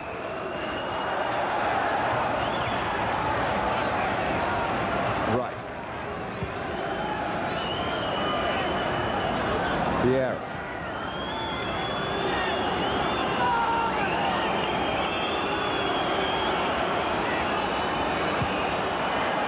Vieira's pass. Petit. Well round Paul Hughes. We talked about his inexperience at playing at right back, man, but when you play a back four, that's what you want your full-backs to do. That's why they come round and cover. Petit made a great run, but Hughes was well on the cover. Super play. Appeals for handball by Vieira, nothing given. Right header, Bergkamp's in the clear, and Arsenal have equalised. And it's Chelsea's turn to look at the referee. But right on half-time, it's 1-1. So often Bergkamp's a provider for Wright. And this time it's Ian Wright who's so aware of Bergkamp's position, and it was a lovely nod down from right. Not easy. He's got to put in front of Bergkamp so that his first touch is his only touch. If he was taking 2 touches on this, he might not have scored. But Wright's header was cushioned so beautifully that all Bergkamp needs to concentrate on is sliding it in. And did anyone doubt he would miss? I didn't. Not with the man on the form he's in. Well, he might not like aeroplanes, but out on the pitch, he's flying.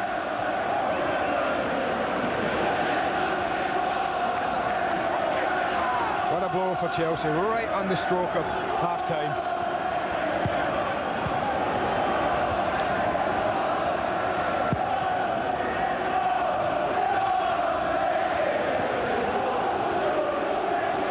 So.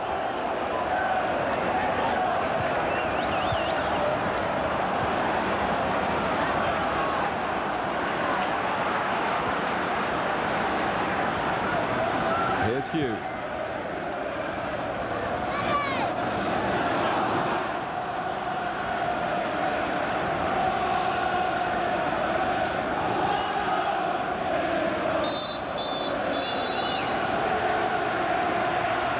It's half-time. Well, 40 minutes or so with much of the match in midfield, but signs that it was opening up when Chelsea were given a corner. Should it have been? Did that go out off Vialli? And Tony Adams clearly felt it did. Wise, following the corner, got it to the head of Dubry. Poyet scored the first goal of the game. But Arsenal's response was swift and incisive. Dennis Bergkamp. And the game really living up to our anticipation in the closing stages of the first half. We reach half-time at Chelsea 1, Arsenal 1.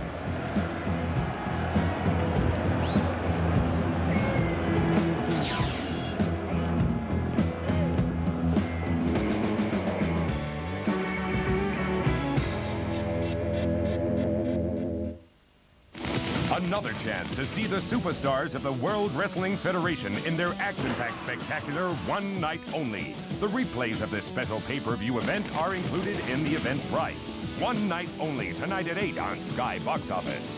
To purchase this event, call 0990 800 777. Children under 18 must get parental permission before ordering. One night only will be broadcast on Channel 60 and Astra 1D channel. Check you can receive this channel before ordering. Speaking of happiness,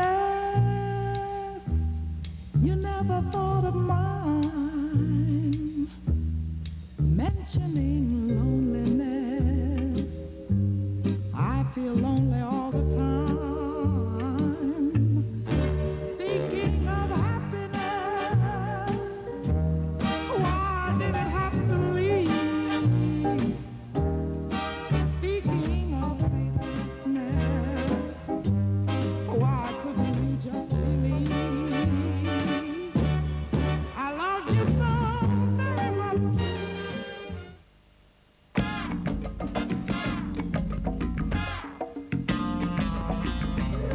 Io mi rimetto qui, così la televisione non la guardi, va bene? Non la guardi! Stanca, stanca! Ascoltami, guardami! Ma perché? Perché? Sai che schifo! Cavolo di te! Te le butto! No, le scarpe no.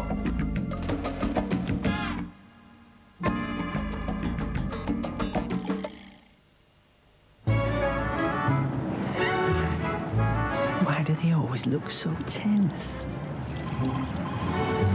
Why do they let that phone ring and ring?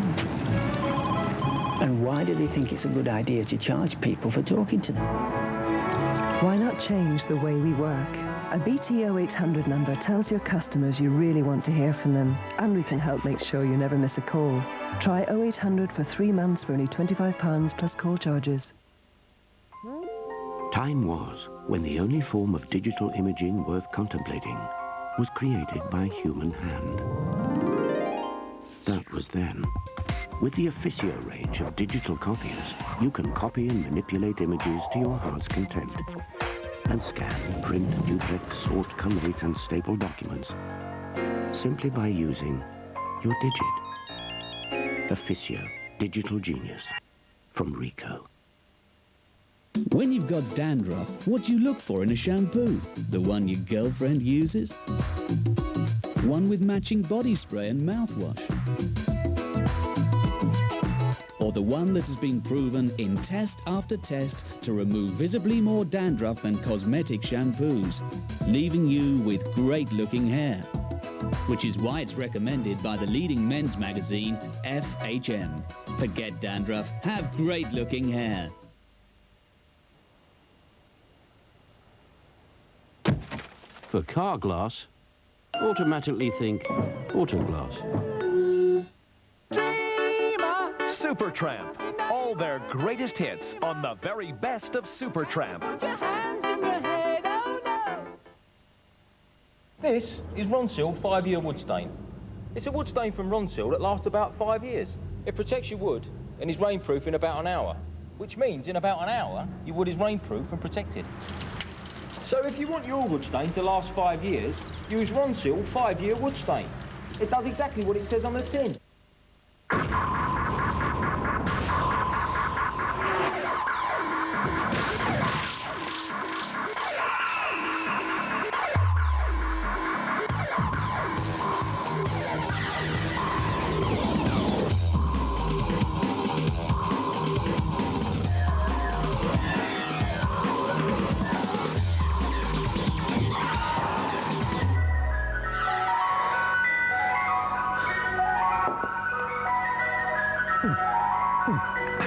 Do you want a flake in that, love?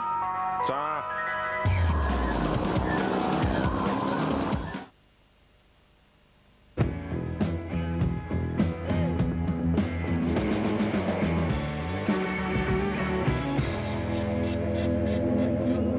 Mid to late September, and it's still beautiful. Shirt sleeve weather and a very good 45 minutes football at Stamford Bridge. Chelsea 1, Arsenal 1. Coming up tomorrow night, the Monday Night Football, we're at Anfield. Liverpool against Villa. Stan Collymore goes back to Anfield. That's Monday at 7 on Sky Sports 1. And there's more football later in the week over on 2. Walsall against Nottingham Forest. Second round, second leg, Coca-Cola Cup tie. Wednesday, 7:30 on Sky Sports 2. Forest trailing there, of course, by a 0-0. Poyet and Bergkamp, the scorers here. 7 attempts from Chelsea. They scored with the 1 on target. 10 from Arsenal, 6 on target.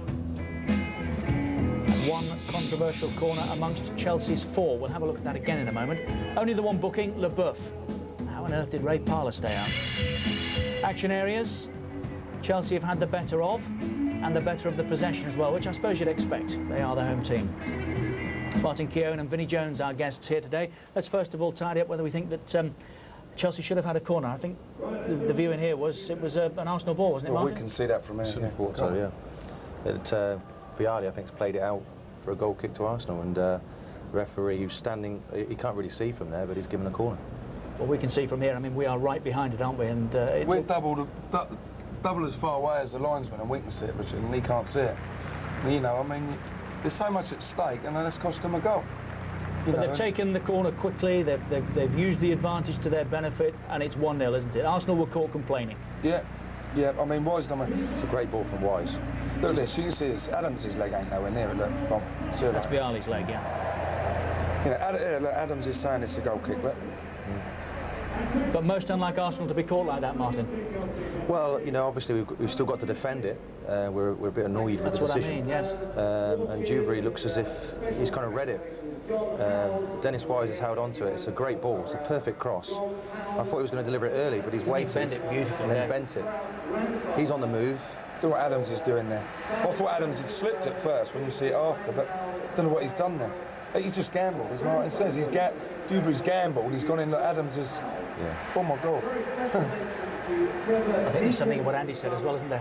He misdirected his header, really, didn't he? Great ball into Wise. He just put it in the danger area. A spew header and a spew finish. 1-0. That's one way of putting it. Yeah. An Arsenal spewing, yeah. And Arsenal got back into it with a goal from Bergkamp. Right this time, the provider, Dennis Bergkamp, finished it. Yeah. As Andy again said in commentary, from the moment he was in, there was only one outcome, wasn't there? That's right, and it's a great time for us to score, to get back into this game before they can settle down. You know, Dennis, he's through on goal there, and to be honest, the keeper hasn't really offered much, and he's just tucked it in. Put a mortgage on him from there, wouldn't you? Very much so. Great header from righty. Lovely Cushion ball header. in too. Yeah, he's just dinked it out there as well. He's just took a chance, and and right, it's a great little layoff.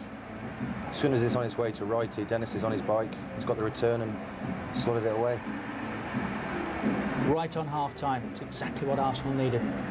Look, the old goalie didn't look too happy about getting his shirt dirty there. He didn't go down too quick. Should Arsenal have had a penalty? It was debatable. I mean, when you see it, his arm comes up, doesn't he? He gives him a shrug. I think Overmar's pace has caused him a lot of problems, and he's aware that the flow's he's getting away from him, and he's pulled at him. Certainly something's amiss there. Here it comes. The left arm here, look, here it goes. He's tugging for some distance. Yeah, it's a bit of both, but he's got hold of him there, look, he's got hold of him. I think looking at that there, then there's got to be a penalty, because it's a foul. Yeah, and it wasn't, so Arsenal aggrieved on 2 counts, but they are level at 1 apiece at half-time. Poyet for Chelsea, Bergkamp for Arsenal, in the most glorious of weather. Beautiful afternoon, good game too now as well. Where's it going? Anybody's guess. There's plenty left in it. Remember, the winners, if there are to be winners, will go second in behind Manchester United. More from the bridge when we come back.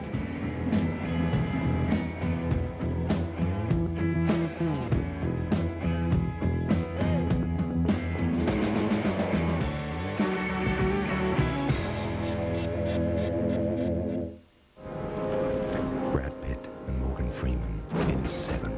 One of Sky's mega movies tonight at 10:15 on the Movie Channel. Who would I most like to have a one-to-one with?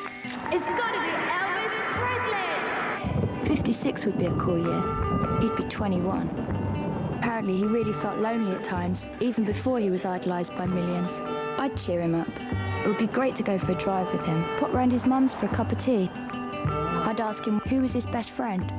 I'd have been a good friend to him, I think. Maybe I'd ask him to sing for me, my own private Elvis Presley concert. Who would you most like to have a one-to-one with? Our mobile phone service gets people talking. 5 moeten nog gedaan worden, maar dat doe ik vanmiddag wel. It was my 12th birthday. My father gave me a choice. A pair of Reebok football boots or a new train set. I've never regretted taking the train set. It had a beautiful red engine, 6 carriages, and its station.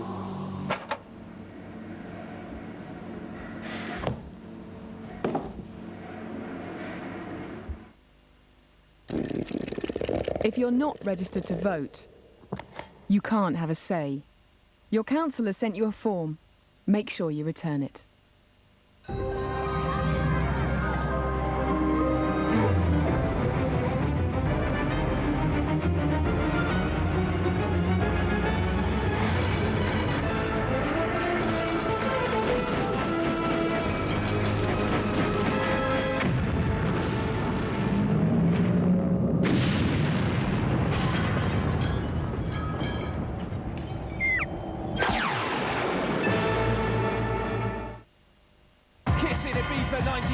Definitive Ibiza Club collection. Kissing Ibiza 97, the original and the best, out now. Pint of shandy, please. Look, I don't normally do this, but do you want to get together later on? No, thank you. I'm involved in a mutually caring one-to-one relationship.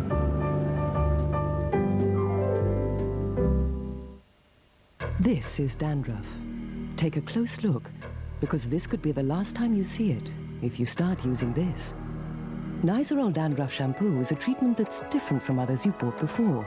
It contains a patented ingredient to actually kill the yeast, which scientists now know can be a leading cause of dandruff. And it's effective, so you'll only use it once a week. Nizoral Dandruff Shampoo could be dandruff's last call. I was basking in the cool of my Vector's air conditioning when... Take me to the old chemical works. My clock keeps packing a piece, so I don't argue. I turn on my Vector's new navigational gizmo, the Corrie. Turn right. It says. My ABS cuts in when I see some cops. And while he eats carpet, I change the route. This is a shortcut, I tell him. But not to where he wants to go.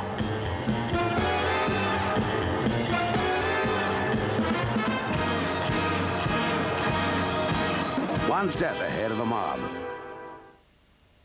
No ordinary 17-year-old, Michael Owen, surrounded by a team of stars, shines brightly for Liverpool. Collymore turned his back on Anfield, but he wants to be the main man there, this time for Villa. Fort Monday Night Football, tomorrow at 7 on Sky Sports 1.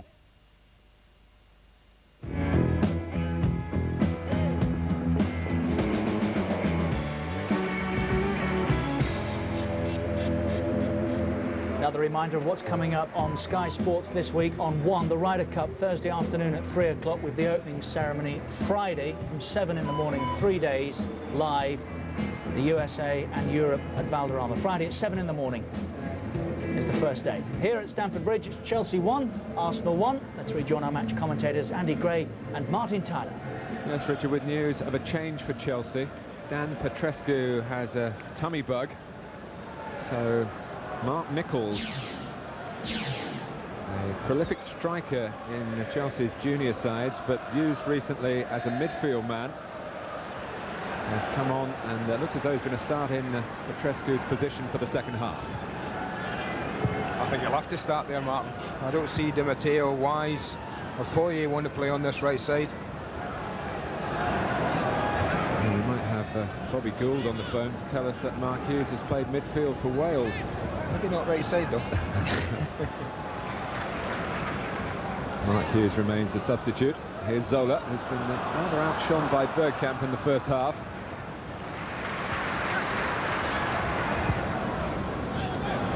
Wise. Awkward for the goalkeeper, but Seaman was able to smother it as it bounced away and Vialli came in. Well, the fact that it bounced just in front of him made it awkward for David Seaman. I think it opened up for Dennis Wise. No surprise that he opted to take a couple of touches and hit this. But it's the bounce on the ball just a yard before the goalkeeper that made it difficult. Well, Arsenal complaining about the challenge by Wise here. I didn't see it, man. I was too busy watching that replay. Patrick Vieira felt it. Oh, that's an awful now. tackle. That's a bad tackle. That's two-footed. He's jumped in. Well, that's not a tackle you want to see again, Dennis, I have to say.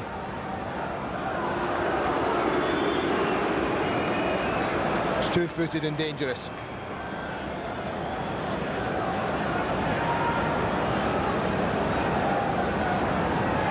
Well, I was about to say that the game had started the second half the way to finish the first, with attacking enterprise.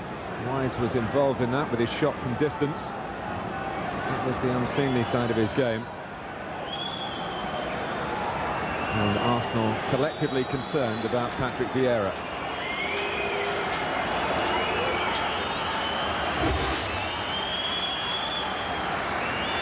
Well, you just cannot jump in like that. That's an awful tackle. I mean, we talked about Ray Parlour being lucky to be on the pitch, man, but that was stupid. You know, just he threw a leg at. But that was just, that's a nasty tackle, I have to say.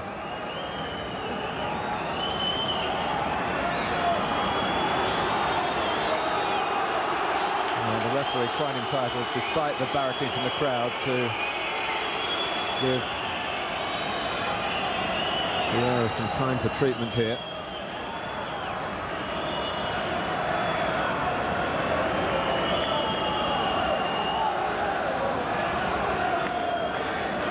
Grimondi, who lost his place with Tony Adams being available for Arsenal again.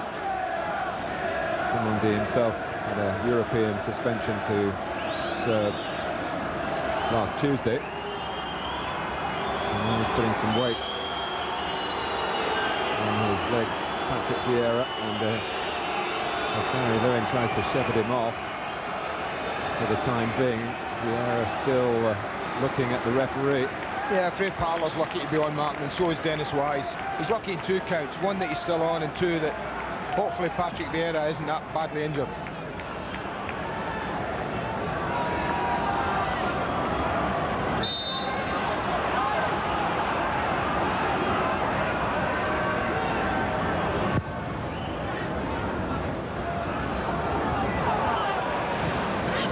Touch back by Wright to Dixon. Trying to get the cross in, trying to be supplier for Bergkamp again. It's a decent ball, I have to say. In fact, Arsenal just lack numbers. Well, there's a very inexperienced look to Chelsea on the right-hand side now, with Mark Nichols in front of Paul Hughes, and I just wonder whether Arsenal might concentrate their attentions on that. Well, Overmars threatened once in the first half, where I thought he really did get beyond Hughes. They could easily have given away a penalty. I'm sure that didn't go unnoticed to Arsene Wenger. He might well have been saying to his players, try and get Overmars on the ball a little bit more, try and get him 1v1 and just knock it and run him. Well, Vieira has come back on, the crowd not showing him any sympathy, thinking that maybe got Wise into trouble, but that certainly wasn't the case. Dennis Wise is quite capable of doing that himself. Unfortunately, it does deflect from the quality in his football, and indeed the quality as captain of the club. He does so much good work throughout the week, visiting the sick in hospital. There's a picture in today's match programme showing just that side of Dennis Wise, but we've seen the other side. An unfortunate incident here. Sorry, man, just thinking there, you talked about the inexperience. That was the two young lads getting involved with Dennis Bergkamp. And Bergkamp just tricking him, earning the free kick, and this is dangerous. When you've put Bold and Adams and Vieira in there, got three people who will attack the ball. Bold certainly did attack it. There you go. That's the threat. And that's why you don't want to be giving free kicks away in this sort of area. You've got quality from Bergkamp, you know he's going to deliver. You've got three to hit in Vieira, Adams and Bold. He can stretch right across the 6-yard box.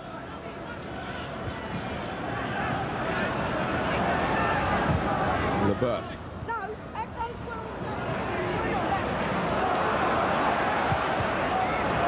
Not one to panic in those situations, but he hasn't put the ball out of play. After fans vent to their wrath at Wise. Rather leisurely pass by De Goey. So not giving Vialli much chance then. You just see Mark Hughes out the track, Martin warming up. You just wonder, I think the front two have been well shackled, Zola and Vialli, by Bold and Adams so far. Might just be a little warning to them. Up it, lads, or else he's on. And Paul Hughes holding up Overmars, and he's forcing him infield and a crossfield with the pass to Parla. Vieira, Petit. Bergkamp knew what he wanted. Oh, it was a terrific shot. Reminiscent of that great Marco van Basten goal in the European Championship. And another Dutchman here, really on top of his game, reaching the ball as it dropped from Petit's precise pass. And Ed De Goey, who could have been forgiven perhaps if he was taken by surprise, wasn't.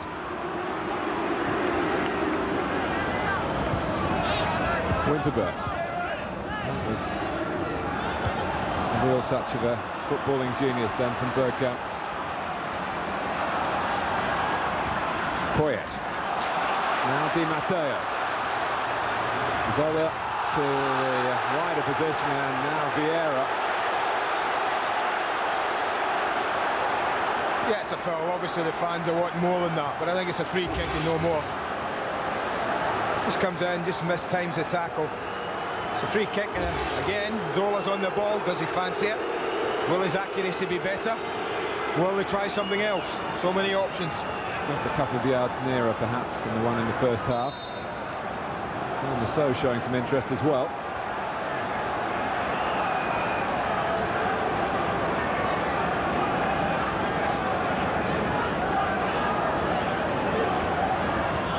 But it is Zola. Seaman not called upon. Not by the So. Header out by Petit. Wise. Vialli. Well, they've got a man over on the far side where there's Poyet. Instead, Seaman has to deal with a shot from Roberto Di Matteo. Yeah, he dealt with it. I mean, again, it's kind of fumbled and slippery fingers. They've got everything behind it.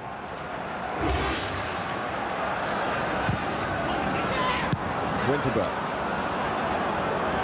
Overmars with the forward right, drifting out onto the left. Hughes showing that he can tackle. I just feel there's going to be more and more work for those guarding this side of the pitch for Chelsea. Losing his balance, but not handling the ball. Bergkamp trying the shot. Viali. Zola got to it, supported by Poyet, typical of him.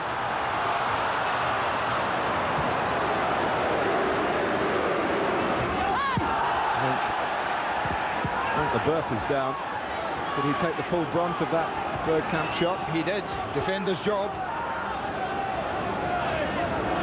Well, 2 attempts from Bergkamp. The first one earlier, though, the volley from Petit's. Beautiful little crossfield pass. That's a great ball. That's unbelievable. That takes some skill. You just can't do that if you're an ordinary player. That was a wonderful, wonderful attempt from Dennis Bergkamp. I mean, look at that. 6 attempts. 5 of them have tested the goalkeeper. 1 of them has been a goal. That ain't bad. Extraordinary. Well, I think Hughes is about to... Well, I think they're thinking about getting him ready. In fact, you find him a shirt.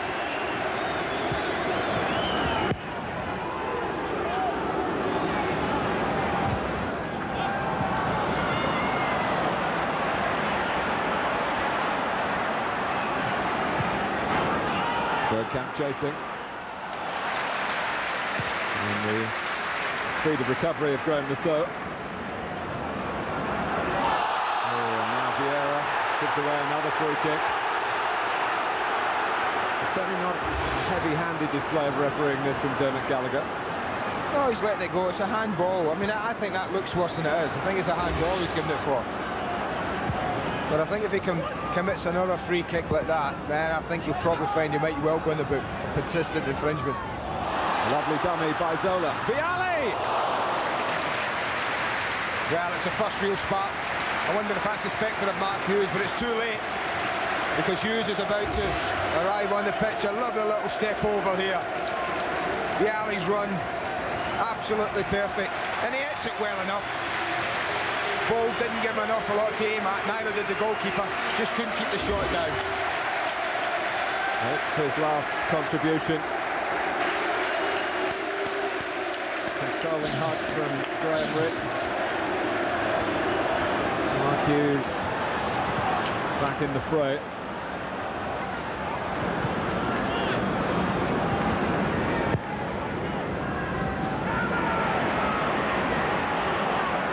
And Bergkamp holding off 2.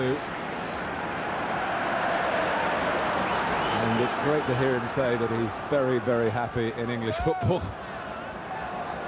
From the neutral perspective, long may he stay.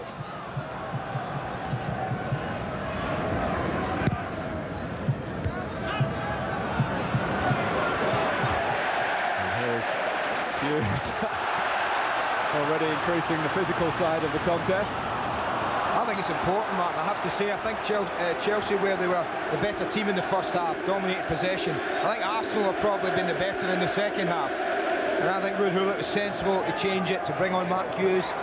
No easy rides for anyone in the back now.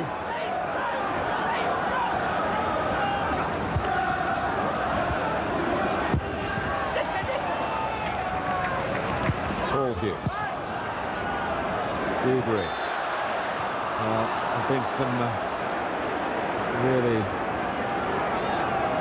bone-jarring battles between Mark Hughes and Bold and Adams down the years. I recall Hughes getting sent off once for Manchester United at Highbury. Just as Ian Wright, still as frisky as ever, so Hughes is still as tough as ever. And this is Petit. Right. Dewberry got to it, although he didn't really deal with it. It's left with a chance for Bergkamp and a goal for Bergkamp. An Arsenal lead at Stamford Bridge. 2 goals for them, both to Bergkamp. I tell you what, Martin, his football brain's amazing. He watched Dewberry, you know, and Leboeuf. Watch him watch Dewberry and Leboeuf when this is hooked up in the air. Now look at him, he threatens to go in, and then he just steps back to say, hold on a minute, something might just happen here. And he just backs away, allows Dewberry, and I think it's Leboeuf, to get all in a fangle, all between themselves. Drops to him. I mean, what a finish, look at this. They don't know what's happening. 2 of them, no call. He's just stepped away from it. He's let it happen. Doesn't quite hit it crisp and clean, but it's accurate enough, and it's in the bottom corner. And I think Arsenal have deserved a lead in this second half. Well, in the end, a case of too many cooks spoiling the Chelsea broth in there.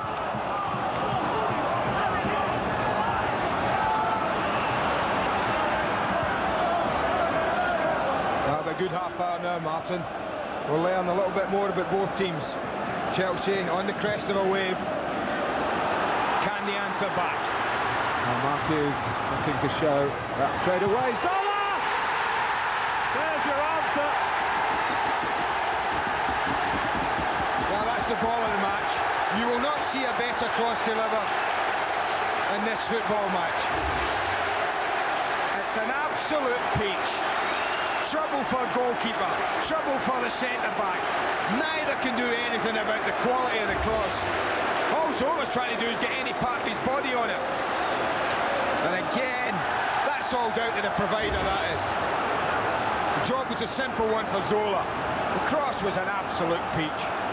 Well, funny enough, they were saying at Chelsea earlier in the week, well, when he gets his first goal, it'll probably hit his backside and go in. It wasn't quite like that, but it was just a case of letting the ball hit him. So good was the service from Mark Hughes within minutes of coming on, and within seconds of Arsenal going in front. And that's Winterburn bringing down Nichols. Well, they won't be happy, Arsenal. That's what you don't do. Big games like this, you'd normally consolidate, keep it tight. This is a free kick, simple as that. Just gets out-tricked Nigel Winterburn. But you'd normally expect them to defend for 10 minutes, keep it tight. They didn't do that. Chelsea are back in it.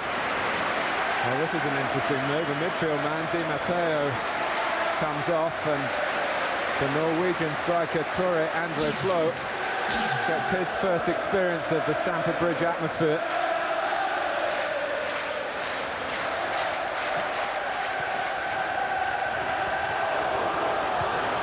Well, when you think of Ruud Gullit's golden touch, you half expected Flo to head that in with his first touch. But well, somebody's been flattened in the penalty area.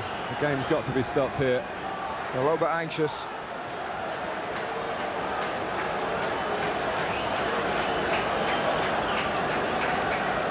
I think it's Lee Dixon. And the alarm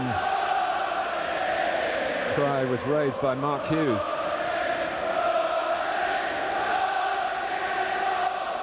You're always keen situations like that when there's been a big clash. Make sure the footballer's all right first and foremost. Referee was quick to realise Dixon was in trouble.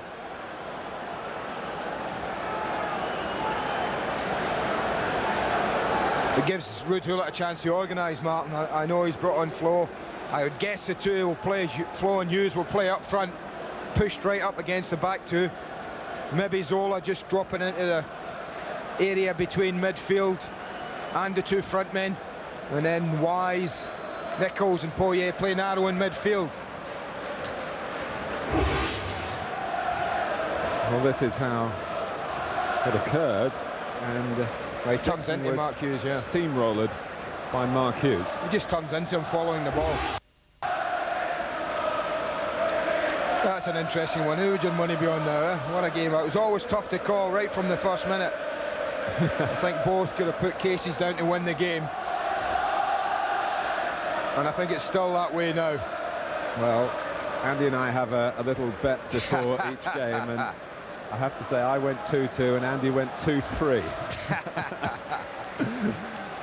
Of course, we could both be wrong from this situation, it could but be we're having a run for our money.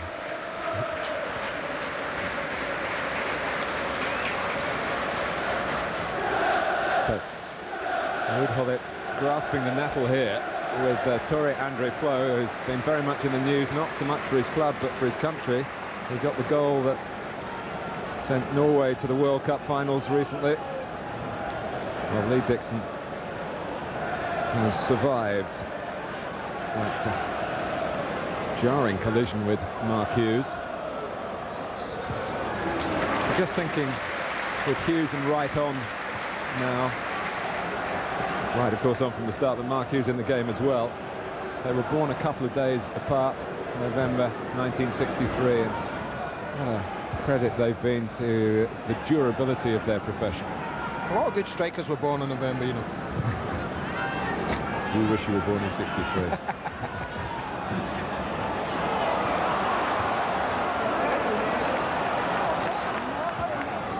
Winterberg. Bergkamp, of course, is on a hat-trick. Already got one this season in a 3-3 draw at Leicester. Lasso.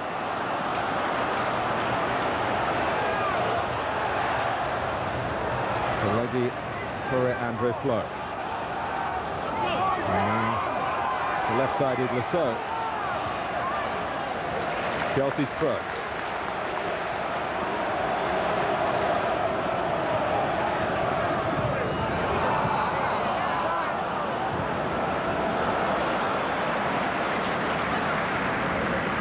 Leboeuf.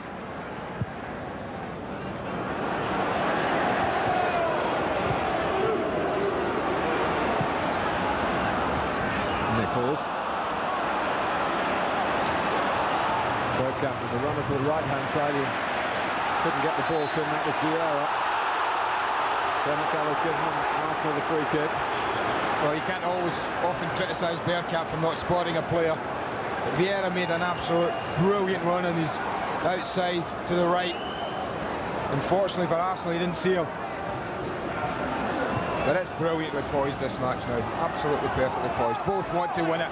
Both will go, I think, and try and win it. And that's what makes the last 25 minutes, I think, well, don't take your eyes off it, I would suggest. We've seen examples of the belief of both teams and their ability, the way they've hit back. First, of course, Arsenal having to come from behind. Oh, there's going to be a booking here for Bold. Took them 5 minutes to equalise before half-time. And then, I'm being told, 1 minute and 17 seconds between Arsenal taking the lead and Zola's equaliser.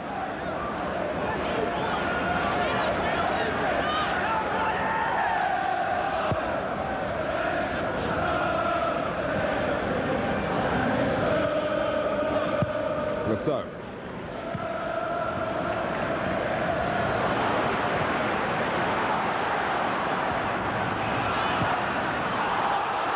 A chance for Flo here, other Chelsea players arriving.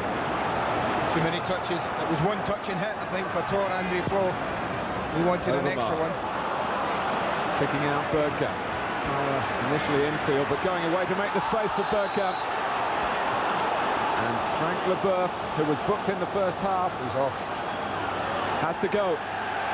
Yeah, it's an easy decision. He's booked a few and hasn't others. But I think that's an easy decision, Martin. It's a booking. He just hangs the leg out and completely chops Bergkamp. I don't think there can be an argument about that. One or two others might feel they're lucky they're on the pitch. But I think you can't argue this isn't a booking. He just takes him down. He's completely through. It's got to be a yellow card.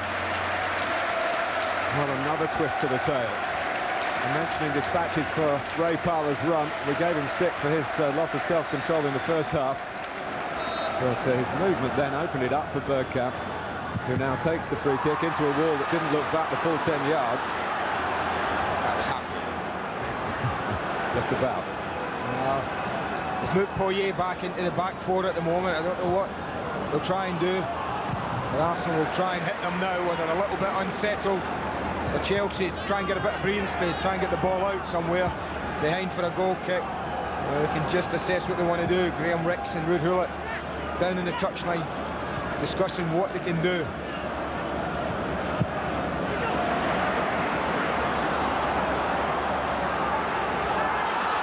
Well, Leboeuf was sent off last season, but I have a feeling that was for handball. But today it's for two bookable offences, two yellow card tackles, or attempted tackles.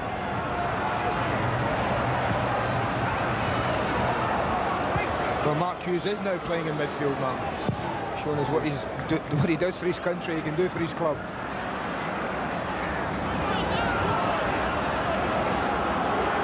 Vieira.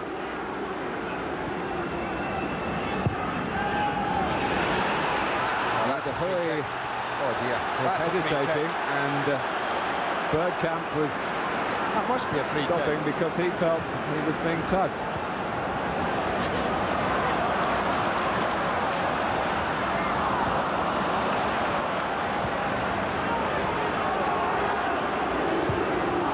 It's offside. But certainly that earlier incident with Bergkamp had us all stopping, holding our breath and wondering. I just thought it was through, man. I thought it was ahead of Poirier, and you know, when people like Bergkamp and Wright and Hughes and Zola are ahead of defenders, they don't pull up. I know we're the wrong side to see it, but he looked for the world that he was getting pulled back.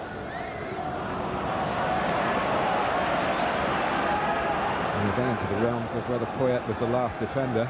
Exactly. Goal-scoring opportunity.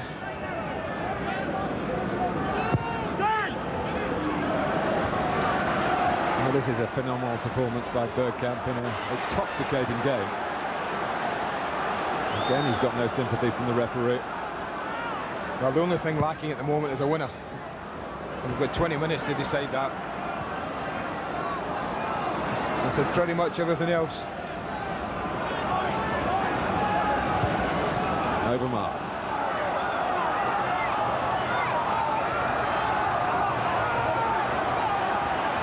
Try and get past two. It's going to be a free kick. It's really a case here with Chelsea. Great run. Just drags them back, Dennis. But rather paper-thin defences. And again, with LeBeuf off now, we've got some great height in there they can aim for. Poyet helping out Dubry. Well, Chelsea have got flow on as well, of course, which will help them in this department. Now Dixon. Clearly Arsenal have the edge here with LeBeuf off. Dixon trying to emphasise that point with the help of Parler. Steve Bold has stayed in the centre with Petit. Now Vieira. Here's Bold over Mars. Power was there, but not the direction. It's a good hit. But as soon as it left his foot, it was always swerving away wide of the goals. Never really threatening Ed De Hoy's goal. Not quite the finish that this man had a minute ago. Bergkamp second. But Arsenal, the cardinal sin of conceding immediately after you've scored, but I have to say that is an absolute peach of a cross from Mark Hughes to give Zola his first goal of the season.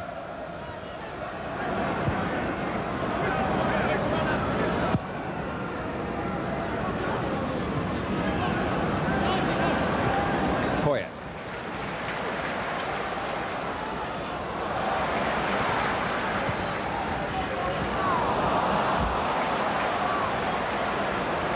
Ball going out of play from Mark Hughes in front of the new development, the new West Stand, which in many ways has only just begun, although extra planning permission still being sought by Chelsea, I understand. Over Mars.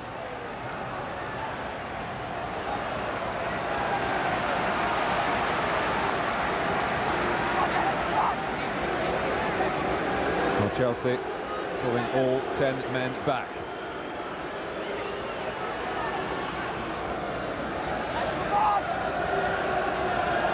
Petit to swing in the corner. Zola.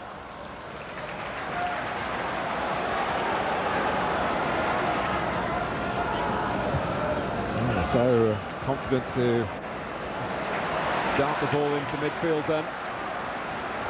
Paul Hughes. Fought for Chelsea just to funnel back and in the circumstances try and hang on to what they've got.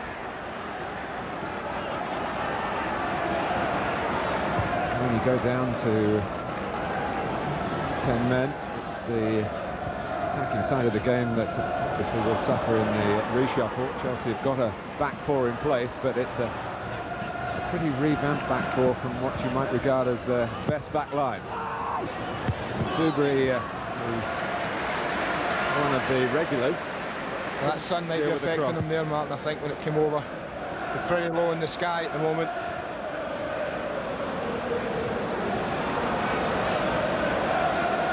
Well, it's very much a rookie right back in Paul Hughes, and Poyet, the midfield man with the eye for goal, the scorer to start things off here today, is the other central defender. Another free kick given away in a dangerous area by Paul Hughes. They'll try and get it to Overmars whenever possible. Whereas Hughes has enjoyed some protection.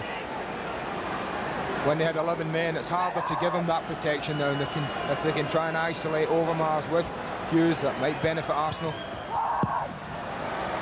It's not the best ball from a free kick. All the big boys were there, ready, waiting for it.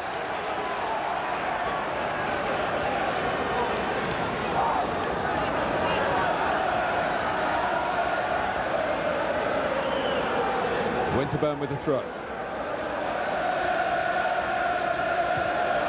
Back with Petit.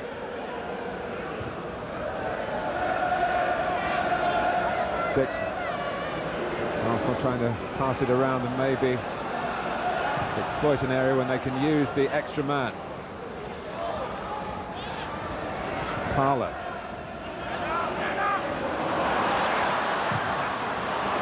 There's an atmosphere of concern amongst the Chelsea fans.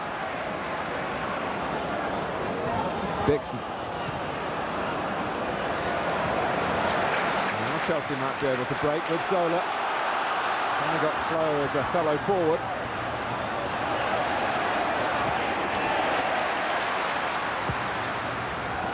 Here is the Norwegian. Zola. Kept in by Flo.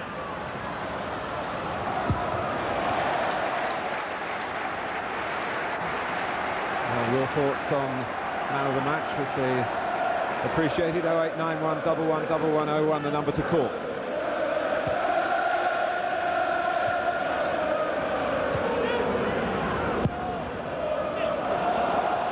That's a clever ball from Dubry to Flo.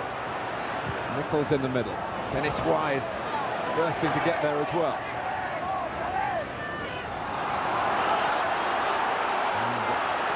They'll come away with it through Parlour. Well, they've got a few here right this side and change it. Overmars. He's looking around to see what help might be on hand. Dubry coming to provide it very effectively indeed. And he's not just settling for that. Michael Dubry throwing down the gauntlet to Arsenal with a barnstorming run up to the halfway line. Ah, well played, son. Great tackle, great interception to start with. And then had that confidence to travel 50 yards with the ball. Good aside, a little bit of breathing space.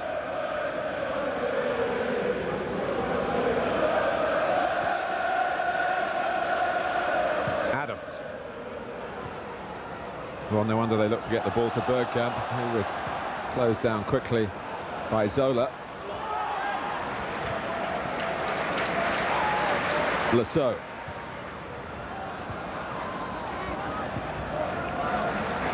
Remember, if either side can get a winning goal here, they would go into second place in the FA Carling Premiership.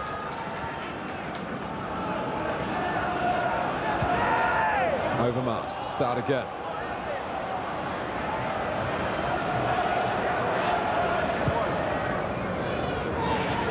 Petit. Looking for Overmars and finding him too. Oh, he didn't because the flag has gone up, but the ball had crossed the line. I just feel, Andy, if Mark Overmars had been happier with his game coming into this match, he might just be taking the initiative on a more regular basis. Yeah, I think you're absolutely right. He certainly picked up confidence second half, Martin. I'd say that for him. He's looked to get on the ball, he's looked to threat. Arsenal have been able to get him the ball. But he had a quiet 40 minutes in the match. One in the air by Adams. So pleased Arsenal are to have him available on a regular basis again. Vieira. Now Overmars. To when starting to set off down the left-hand side. Just put on the brakes for a moment, but in a position to take the pass. Petit. The onus with Arsenal here. Chelsea, you feel, would take the draw in these circumstances. Parler. Dixon. Ambitious. You've got to be patient. Lee Dixon doesn't get too many goals for Arsenal, but a good proportion of the ones he has got come against Chelsea.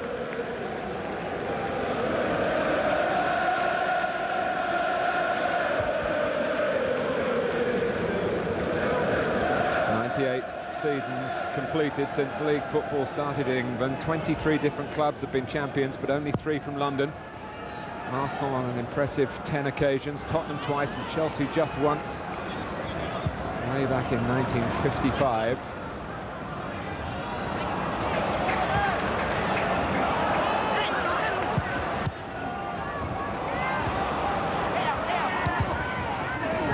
Tussling keeping with the way the contest has been fought for the most part. Yeah, sorry, Mark, you talk about being champions, and you're right, but it's games like this when you're down to 10 men and you have to really dig deep for maybe 10, 15 minutes in a match to preserve a point. It might just make the difference between their ambitions to lift that title at the end of the season and not. Well, they send Adams forward again, and bold. And it comes from Bergkamp into Steve Bowles' territory. It'll be a corner. The left footer Petit going across to take it. 10 minutes left. 2-2 at Stamford Bridge.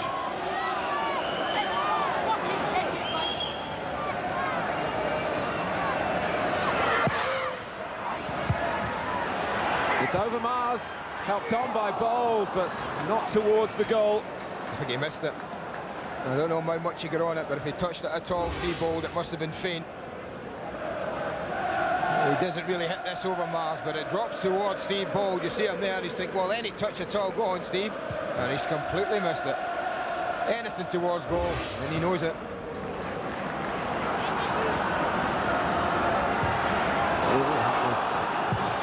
Strange back pass in the way the game is played these days with those sort of episodes changed by the lawmakers from being routine to very risky. Lasso. Offside, Mark Hughes.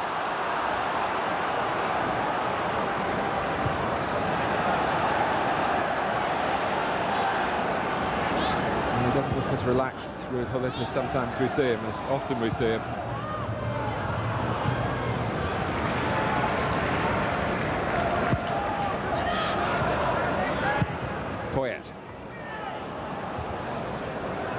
Forward by Winterberg. Bergkamp climbing. Ian Wright trying to fashion out a chance here that could bring Arsenal a third goal and 3 points.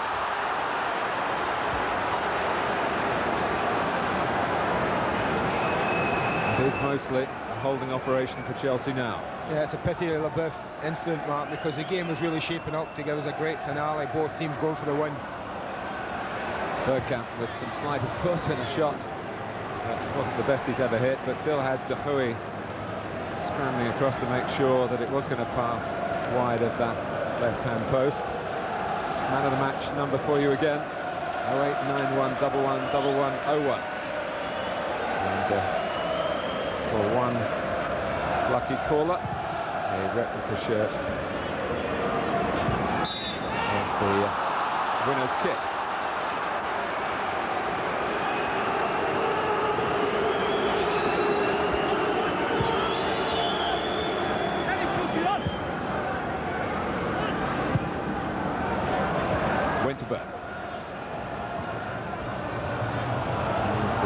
Closing minutes very shaped in Arsenal's favour, at least to this part of the pitch. Vieira. But it's never as easy as it seems. Not when it's precise. Yeah, they're trying to defend in deep, very much like Arsenal did first half. They've gone back to the edge 18-yard box, and it isn't easy. People might think they should be doing better. They're a little bit narrow, Arsenal have looked to go central.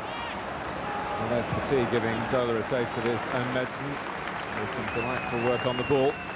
I always think when you're playing against 10, if you can change play, round about where they are now, if you can come from right to left, it does tend to open it up a bit.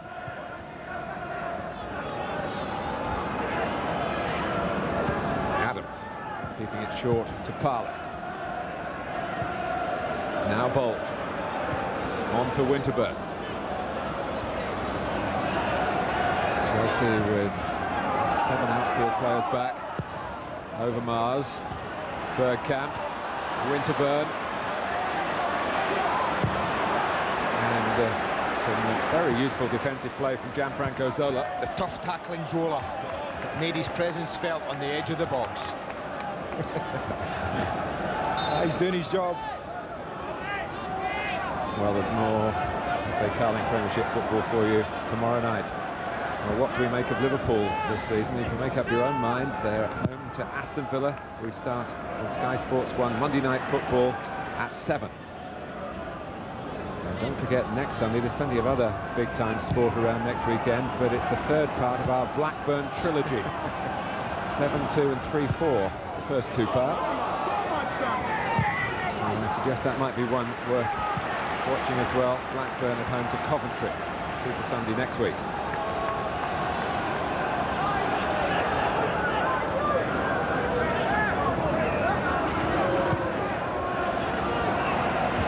Petit.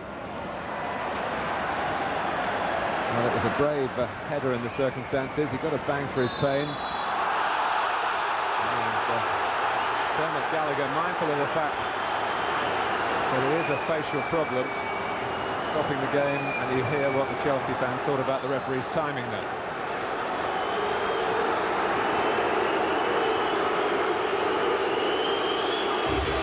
Yeah, he gets caught and he goes to head it, and Dennis Wise is just looking to help it on. I think referees have always got to be wary. I know the fans don't like it, but anyone who takes a facial or a head injury should be looked at immediately if they stay down. I think what we might find here is Arsenal will just give Chelsea the ball back.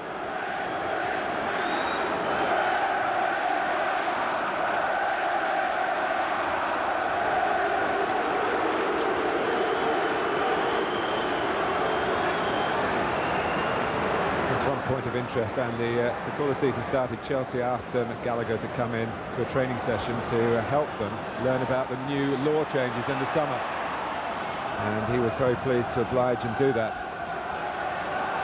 He expected them to know the usual laws of the game and not the berth paying the price for infringing them. And Gallagher making the decisions. Winterburn. Pressed by Nichols. And really put into a tight corner there by the efforts of the youngster. So can Chelsea win the ball back well forward and come up with an attack that might, against the odds here, make them winners today. Free kick for Bergkamp and Arsenal. Now it's Arsenal's turn to change it. Very late. Arsene Wenger's going to take off Ray Parler here for the Portuguese attacker, Luis Boa Morte. Still only 20 years old, signed from Sporting Lisbon. He likes to work the left-hand side. And to accommodate that, Overmars has gone to the right. Well read by Petit. Here's Overmars. Dixon. Vieira. Oh dear. Has produced a real rabbit from the hat. Inside the last couple of minutes. And fun enough, if we look at that again, a Chelsea player went tumbling. Now, Dennis Wise, Martin, he ran into Demmett Gallagher, but the referee's taking a look. Watch this, it's not, he actually runs into the heels of, I think it's Petit. But let's take nothing away from the goal scorer. The gap opens up ahead of him. Many thought he might have looked to pass this. Many of us thought he would, but not Nigel Winterburn. Nothing but hitting this and I have to say, you just don't save them.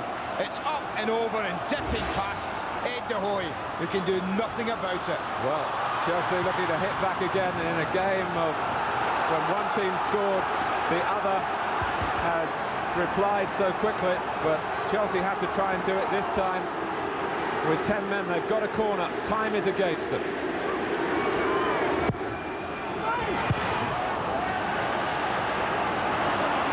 Wise. But would Dennis Wise have got across to Nigel Winter? Well, that's the big debate, Martin. We might be able to look at that in the studio, the boys, after the game. But he had a long way to go, I have to say.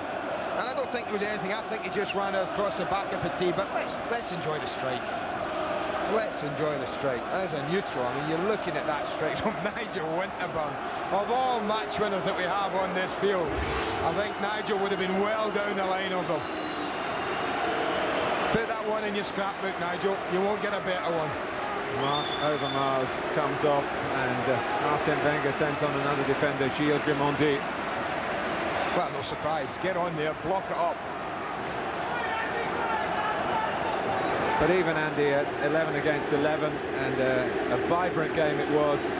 Arsenal standing their corner in this big test for them at Stamford Bridge. A lot being made of what Chelsea are going to produce in this very big week and how we should evaluate them. And now Arsenal very close to making the short trip home with 3 tremendous points. And Andy Gray, who has a certain knack of being right on these matters, did tip this scoreline at lunchtime today.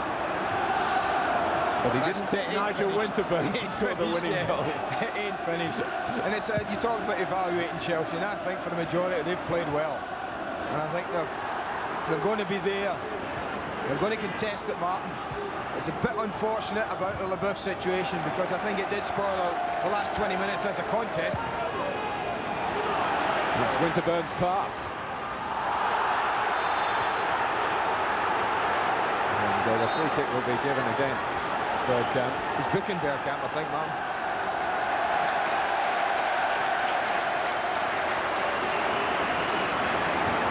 Yellow card for a player who's put so much into Arsenal's success today. Success, it seems to be. You're a brave man. Don't you remember Leicester away?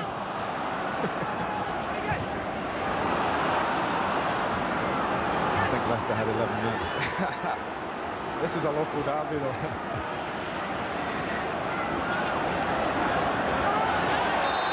It's a tackle from behind by Nichols, and Arsenal aren't happy with that. No, he's just, I think the young lad he's flying at the moment.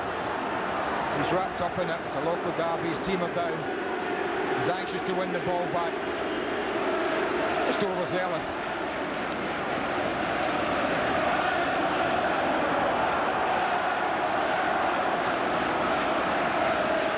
There's been a lot of good things in the game, and I hope it's remembered for the good things, Martin, rather than the odd niggly bit that we've had in it. Well, there have been many talking points. Should Parler have been sent off? Should it have been a goal kick and not a corner from which Chelsea got the first goal? A suspicion of handball in the build-up to the Arsenal equaliser. I don't think there was much to contest about the sending off.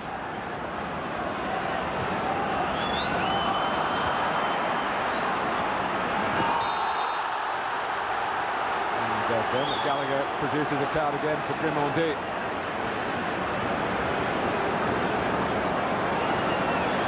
Fourth minute of stoppage time. Seen the start to come, and then decided not to. And Poyet got the better of Steve Bold in the air, but couldn't put the header on target.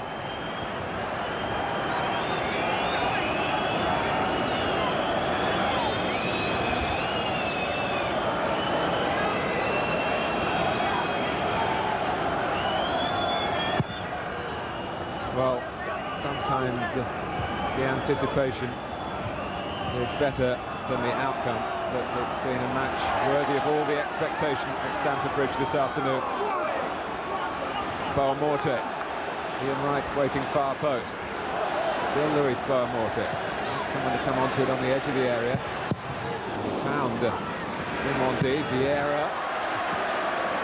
I won't mind that. That wasn't so much looking for goal as if I put it wide, it doesn't matter. 5th minute of stoppage time, can't be much more time left, they're thinking.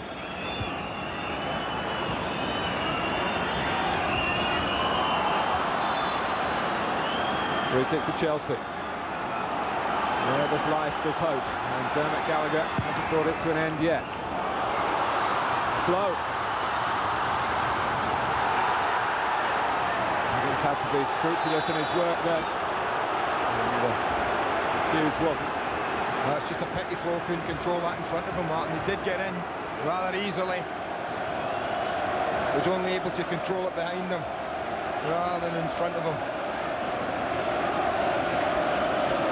We paid proper tribute to that back four in a defensive context, with Nigel Winterburn being a member of that quartet. What he's done down the years to stop other teams scoring. In these circumstances, that was some goal. So an unlikely hero. But he knows how to celebrate. A great win for Arsenal, sealed by Winterburn.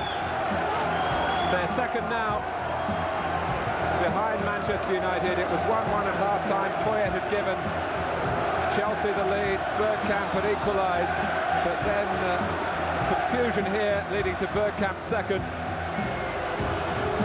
But Arsenal weren't allowed to relax from that position. Straight away, Mark Hughes on as a substitute, teeing up Zola's first goal of the season. Then came the sending off of Leboeuf, and then came this. A wonderful winning goal from Winterburn. Chelsea beaten at the bridge, as they were by Arsenal in April. But you have to say, Andy, in today's context, much more competitive circumstances than it was then. I think both teams arrived today anxious to show everyone that they were genuine contenders. Many people have said that neither side had really faced any of the sides so far that they consider real rivals this year. I think what we've seen today are two teams really contest the match. I mean contest it to the maximum. There might have been a bit of iffy refereeing, I don't think there's a doubt about that. But I think even at the end, with a winner and with a loser, I think I've seen two teams today who will certainly contest and have a say in the destination of the championship this season. Well, they're shocked. Dewberry still getting attention. A setback to Chelsea's ambitions at the start of a week with more stern tests to come. Remember, they go to Manchester United on Wednesday. They're back here against Newcastle on Saturday. But it's been Arsenal's afternoon. A final score at Stamford Bridge: Chelsea 2, Arsenal 3. Still to come tonight here at 6:30. It's the second of the Super League semi-finals. Wigan against Sheffield. At 9, the Buffalo Bills take on the Indianapolis Colts in our live NFL. Over on Sky Sports 2 now, there's live Davis Cup tennis, the United States against Australia. And at 9:30, live USPGA Golf, day 4 of the Texas Open. And over on Sky Sports 3 now, action from today's World Superbikes Championship, round 10 from Spain. Last team to win here 20 games ago were Arsenal. They've done it again. Keep the calls coming for man of the match. The lines are open for another 4 or 5 minutes or so. 0891 111101 is the number. And there's a lot to talk about when we come back. Great afternoon again.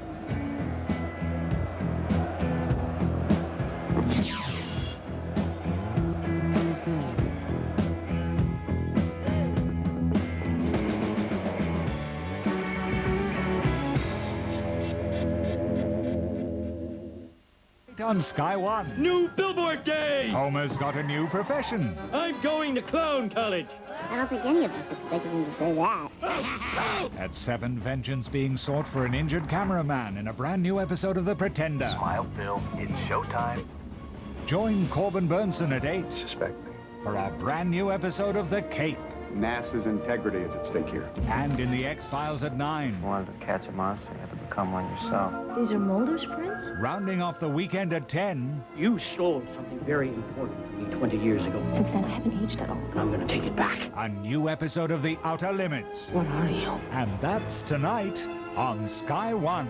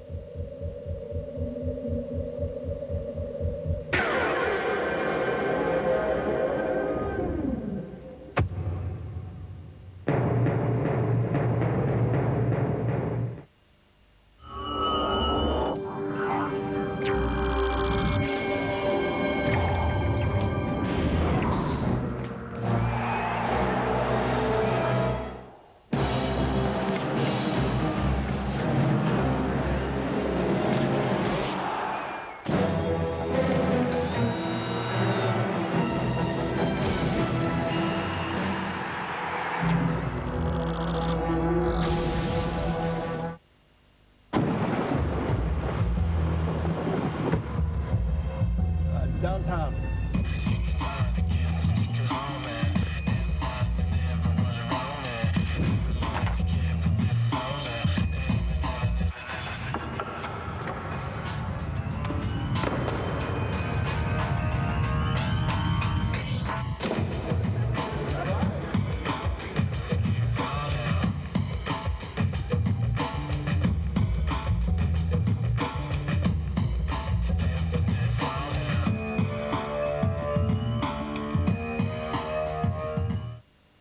Can I look through the doings?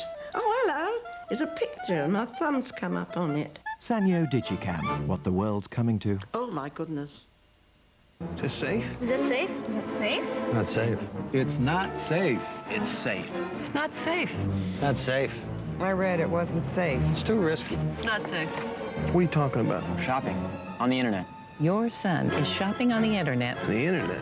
With his credit card. It's the future of commerce. I read about it. It could be safe.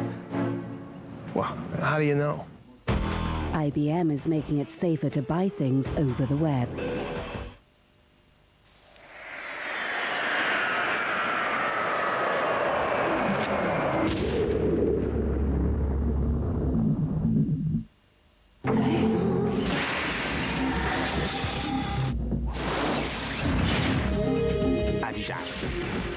Feel the energy. It's deep down there. You can sense it. It'll beat the cold. New Mobil 1, the world's most advanced engine oil. It'll stand the heat. It's with you wherever you go. You can feel it. New Mobil 1 0W40. It will protect your car. And it will protect you. Mobil 1. Feel the difference. Evil has a new enemy. Who are you? Justice has a new weapon. And the world, let's get it over with, has a new hero. Spawn. You needn't spend money on long-term parking. Simply take your vehicle in for a minor repair and arrange to pick it up at a later date when convenient to yourself. Once again, this money-saving tip is from McDonald's, where you can now get a McTriple with cheese for only £1.39.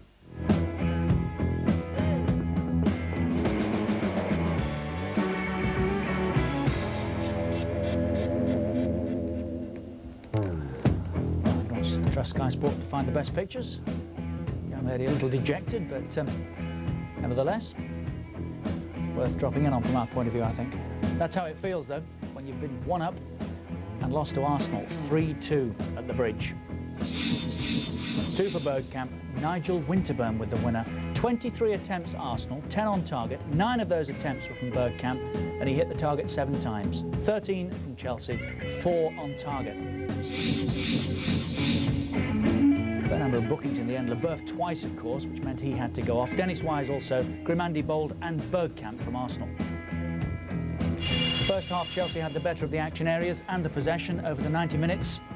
Nothing between them. In terms of the possession, action areas, and that second half, Arsenal, and heavily as well. Just over 33,000 in this afternoon. Now then, man of the match.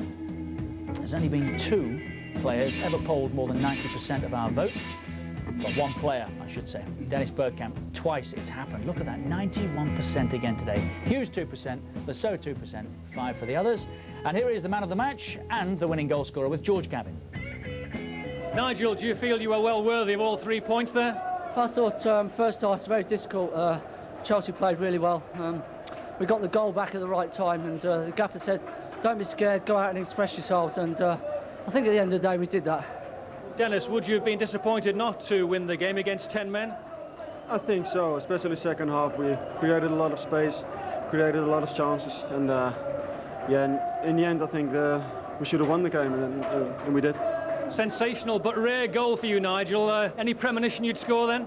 No, not really. I mean, I've been getting a bit of stick that I haven't scored for over a year now, and the space just opened up really, so I thought, well, just try it and see what happens, and luckily for me it went in today. A lot of talk about the overseas players, but that Arsenal back line has been together a few years now. How important is that to the club? Well, obviously I think it's still very important because I still want to be part of a successful team. But you see today, when we didn't play well first half, not just the back four, but all the lads dug in there. And I think that is the Arsenal spirit. Dennis, you go second now. Is that important to keep in touch?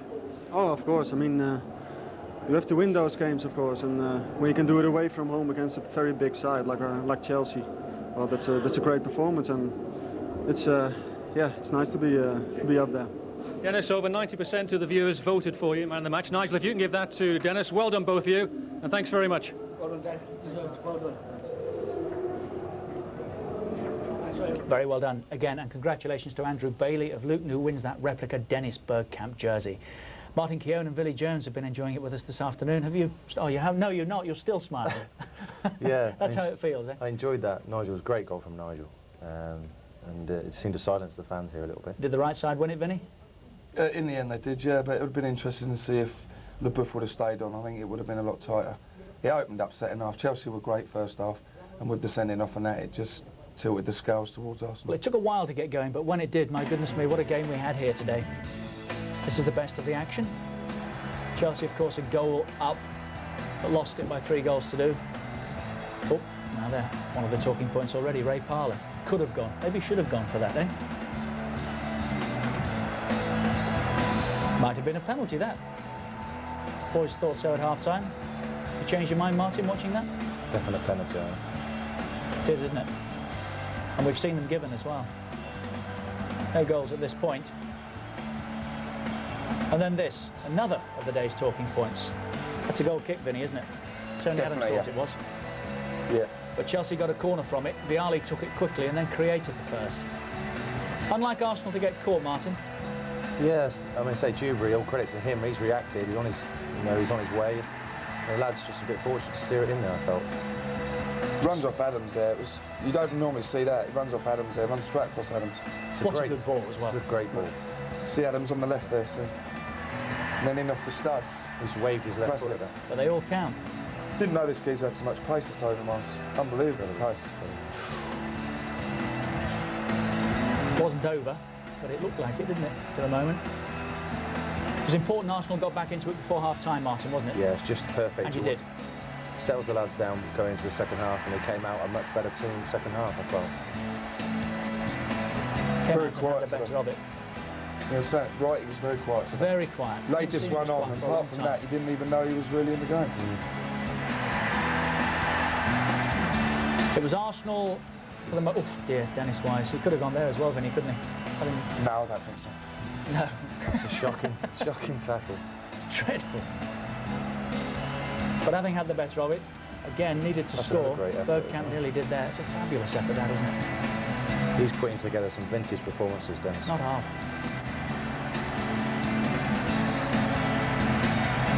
Mix up this was.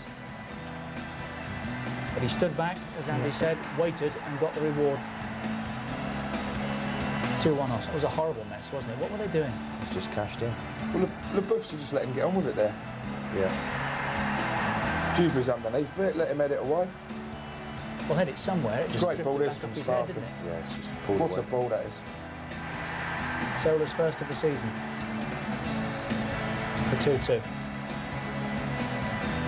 Fantastic ball from the Welshman there. Great ball. Defenders don't like those, do they? It's difficult, but it's a great ball. And that was the end of Monsieur LeBoeuf, booked for the second time. No arguments. Scored one against Wimbledon like that a few years ago. I remember it, in Highbury. Yeah, at Highbury, yeah. You could be extra pleased because it's his testimonial year. So it won't be remembered. He's away with a mix, so shut the doors. Psychologically, it will dent Chelsea in a big way. They're going into 3 more tough games, and they've lost this one, the first one. The FA Carling Premiership, there are no changes, of course, down the bottom as a result of that today. We'll see some of Saturday's games very shortly, but it's Southampton, Wednesday, Wimbledon, Barnsley, Bolton, Derby, Leeds, Everton, Tottenham and Coventry in the bottom half. Coventry, one of 4 clubs on 9 points. 5 clubs on 9 points.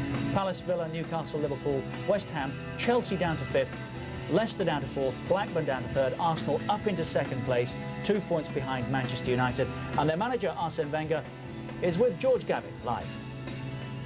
Arsene, well played. Did you feel, though, Arsenal were in control of the game until the third goal went in? When Leboeuf was sent off, yes, we had never the feeling that we could lose the game, but as well that it was difficult to win it. So I was always in between bringing on more strikers or keep it 2-2 and have patience and try to win it with the time, because it's so sometimes more difficult when you play with 11 against 10 and you never know how really to react. Was the sending off a major turning point? I think so, yes, because in the second half both teams had a European game, and in the second half you could feel that now in the last 20 minutes the teams who score first will win the game, and I think it was of course very important in this game. Do you feel it was an over-physical game at all? It was first it was very hot, and it was more technical than a physical game, but you had some actions inside this more technical game who were really hard. And but overall, I don't think it was really a physical game. Can Dennis Bergkamp get any better than he is at the moment? No, he's a world-class player. Everybody knows that, and he's at the peak, and it's just fantastic to watch everything he does. Not only goal scoring, but everything is intelligent, and he's strong physically as well, and just can admire how he plays.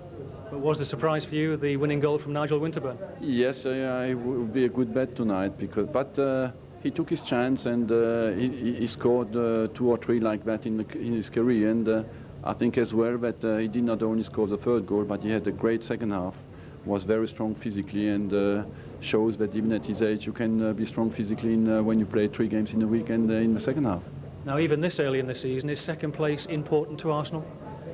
It's important for us, it was important to have a reaction after our bad game in Greece, because we didn't play very well, and I had also the feeling that we were a little bit too cautious in the first half and didn't take enough risks, and so it was important to have this reaction. I think we had it because we were 1-0 down and came back to 1-1, we're 2-1 up, but overall it was mentally a good game for the team. Thanks very much, Arsene. Thank you. It's just thinking about the game in Greece, somebody's got to help Dennis Bergkamp with this flying problem, haven't they? Because the longer that goes on, the more you're going to miss him if he can't travel around Europe. And as far as the betting is concerned, they started the day 4-1 joint favourites with Liverpool, in on their own now to 5-2 Arsenal. And these are the games, if you're going to win the title, that you've got to come and win, aren't they? Most certainly. You know, we came here last year and won comfortably. Today, we've won the game. We'll be well pleased. That would do. If we want to win the league, the confidence is going to be high after this. So, that would be a very happy dressing room, and the lads will be looking forward to the next match. And if I said favourites, I meant joint second favourites behind Manchester United before the phones light up. A lot still to talk about here at Stamford Bridge. Chelsea 2, Arsenal 3, the final score. Wonderful afternoon. We'll have a look at the best of the action again when we come back.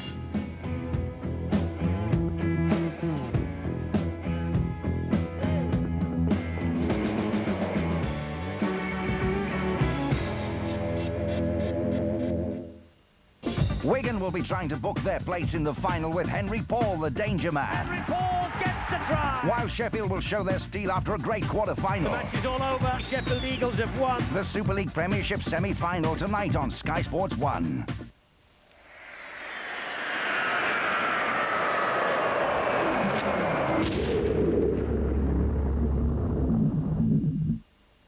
Are you the full 4.3% Irish yet? Brewed to an original Irish recipe, New Hop Irish Lager. Did you ever laugh at Disneyland Paris?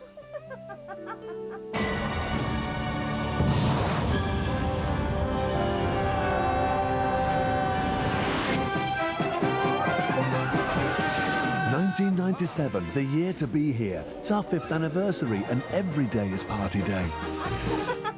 Someone you know can't wait to go.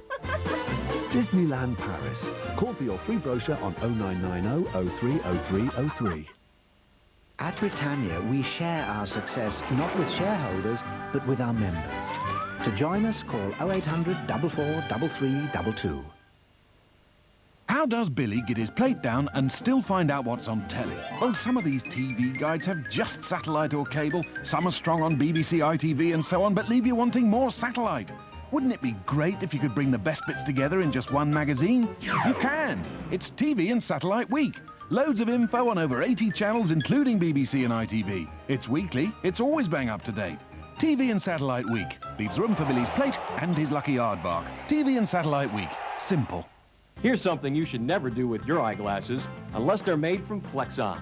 Even after bending and twisting, Flexon frames still look and fit great. Flexon frames. Durable, comfortable, light. Flexon by Marchand. We will be happy to calculate your tax, but don't forget to return your completed forms within the next 2 weeks. So get your skates on. Zoe! Where are you? Gone into overtime. Are you winning? Of course we are. You scored any goals? They're not goal down in their baskets. Busy people. The Cellnet Social Life tariff can bring your worlds together. A minute off peak costs 5p. Matthew and Anna. Make sure I'm sitting between you and her, yeah? See you later. Hang on, can I borrow your phone? No. Don't be like that. Can I borrow your phone? Careful, that's not a toy. The Cellnet Social Life tariff, just 5p.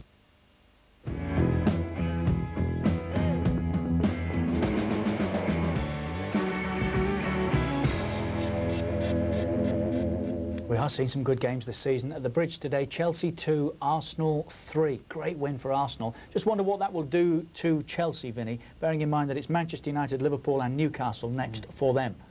Yeah, I mean, I'll see some of the boys before the game, was in that, and they were very confident. You know, and they said, oh, we've got some great games coming up. Wonder if they think the same now, you know. It's going to be... And they were in front, of course, weren't they? A goal up against Arsenal and, what, some 5-6 minutes before half-time. Yeah, it's a great ball by Wise here. I thought he was going to get it in first time, but there's a bit defensively. Adams won't be happy there. I don't know whether he's slipped or what's happened. But they took it quick, and I thought Wise was going to whip it in there. He's had a touch. Done great to get it in there. Seaman gives it, oh, I'm not going on that one. And I do honestly think he's misheaded it there. Misheaded it, and there's been a miss kick, but nevertheless, they count, it was in. 1-0 up. And Bergkamp had made it 1-1 before half-time, Martin. Again, as we were saying, so important, really, that that was the case. Yeah, it was just... To take something out of the half. That's right, you know, to go in all square is all important away from home. You know, the ball's gone up. Look at Dennis, he's already on his way. And he's waited, keeper. The keeper really hasn't done much there, and he's just slotted it in. And maybe he's going to have to, he should have stood up a bit longer there. One touch. Great header from Righty.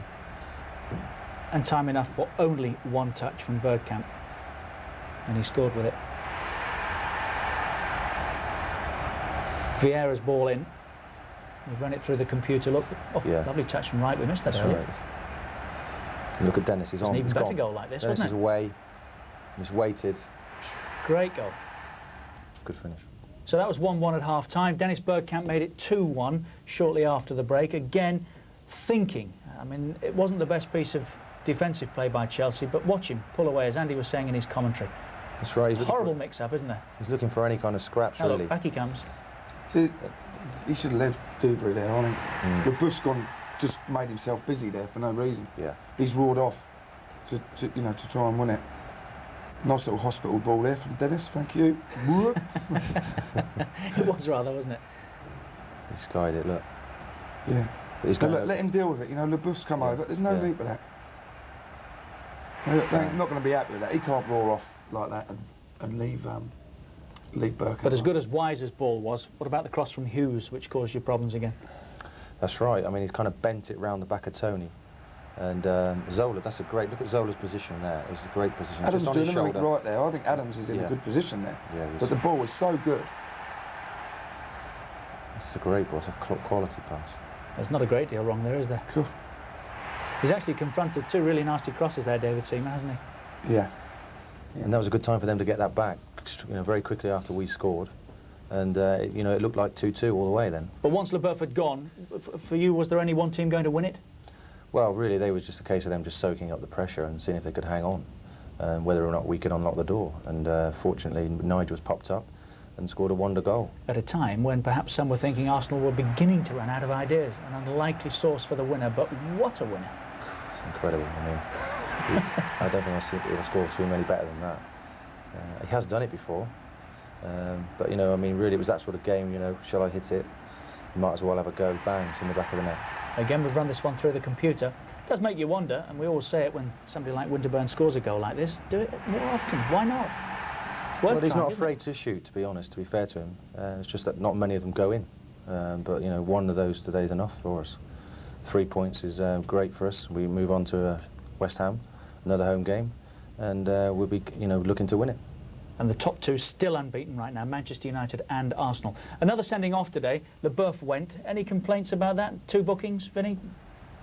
Nah, I don't think so. I mean, that was the first, and they'd been had. That was worse than. That was unnecessary. It was worse than what you think that is, Adams. We didn't need to do. Yeah, but he comes down on the side. I mean, they've had a. It wasn't the first challenge. It started earlier, hadn't it? No. But you see, Dennis is asking people to defend against him all the time. He's running at people, goes at people, and committing them. They're playing to the maximum, and then, you know, they're going to commit fouls. And if you do it too often, you're off.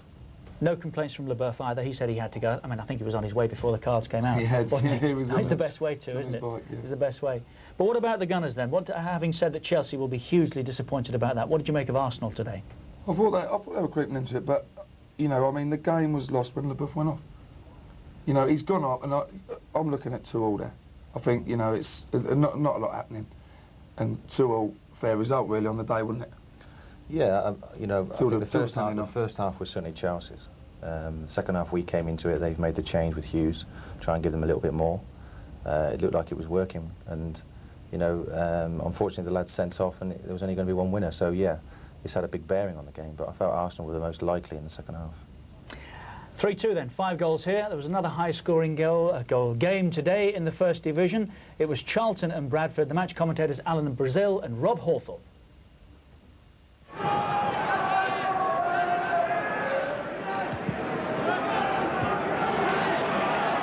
Here's a chance, Mendonca having pulled away and showing the sort of devastating finishing qualities that persuaded Charlton to part with a club record fee for him.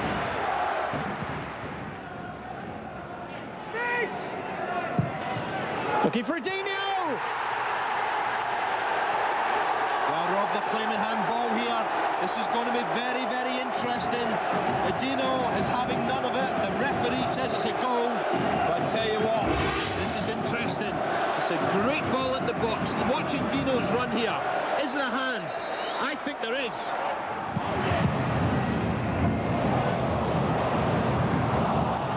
Break had been made through the middle by Robinson. He's still there at the edge of the 6-yard box. This is Mortimer.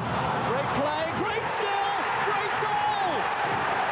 2-1, and a fine individual effort from Paul Mortimer. Now to Robinson. It's broken to Steve Jones. Brown. Good hit from Brown! Oh, it's another spectacular goal!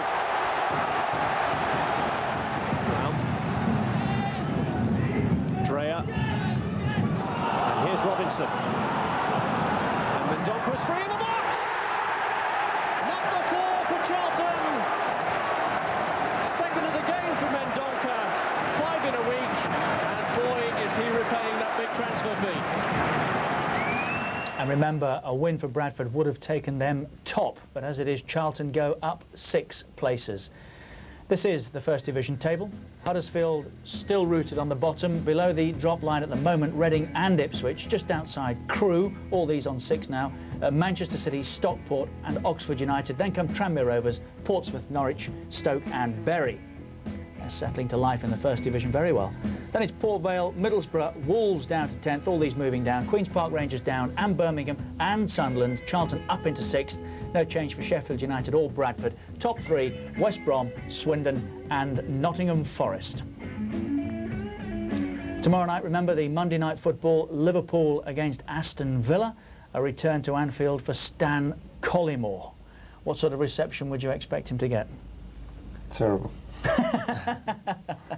Well, he had a good rapport with the fans there, didn't he? So, I don't know, I'm not so sure with the players. They usually get a good reception, players returning to Anfield. We can't leave here today without hearing from Ruud Gullit, and he is with George Gavin. Ruud, did Chelsea throw that game away? I think I must give a compliment to the team, because you could see they couldn't recover from the Thursday match, and from the beginning you saw that some people were struggling today. And although they were not tuned in, they worked very hard to get a good result, and on the end get beaten by by just a good goal. Was the sending off crucial? I think so, because on the moment that we scored the second goal, we were in the game. We could win the game. That's why I also took put also Toro and Flow in there.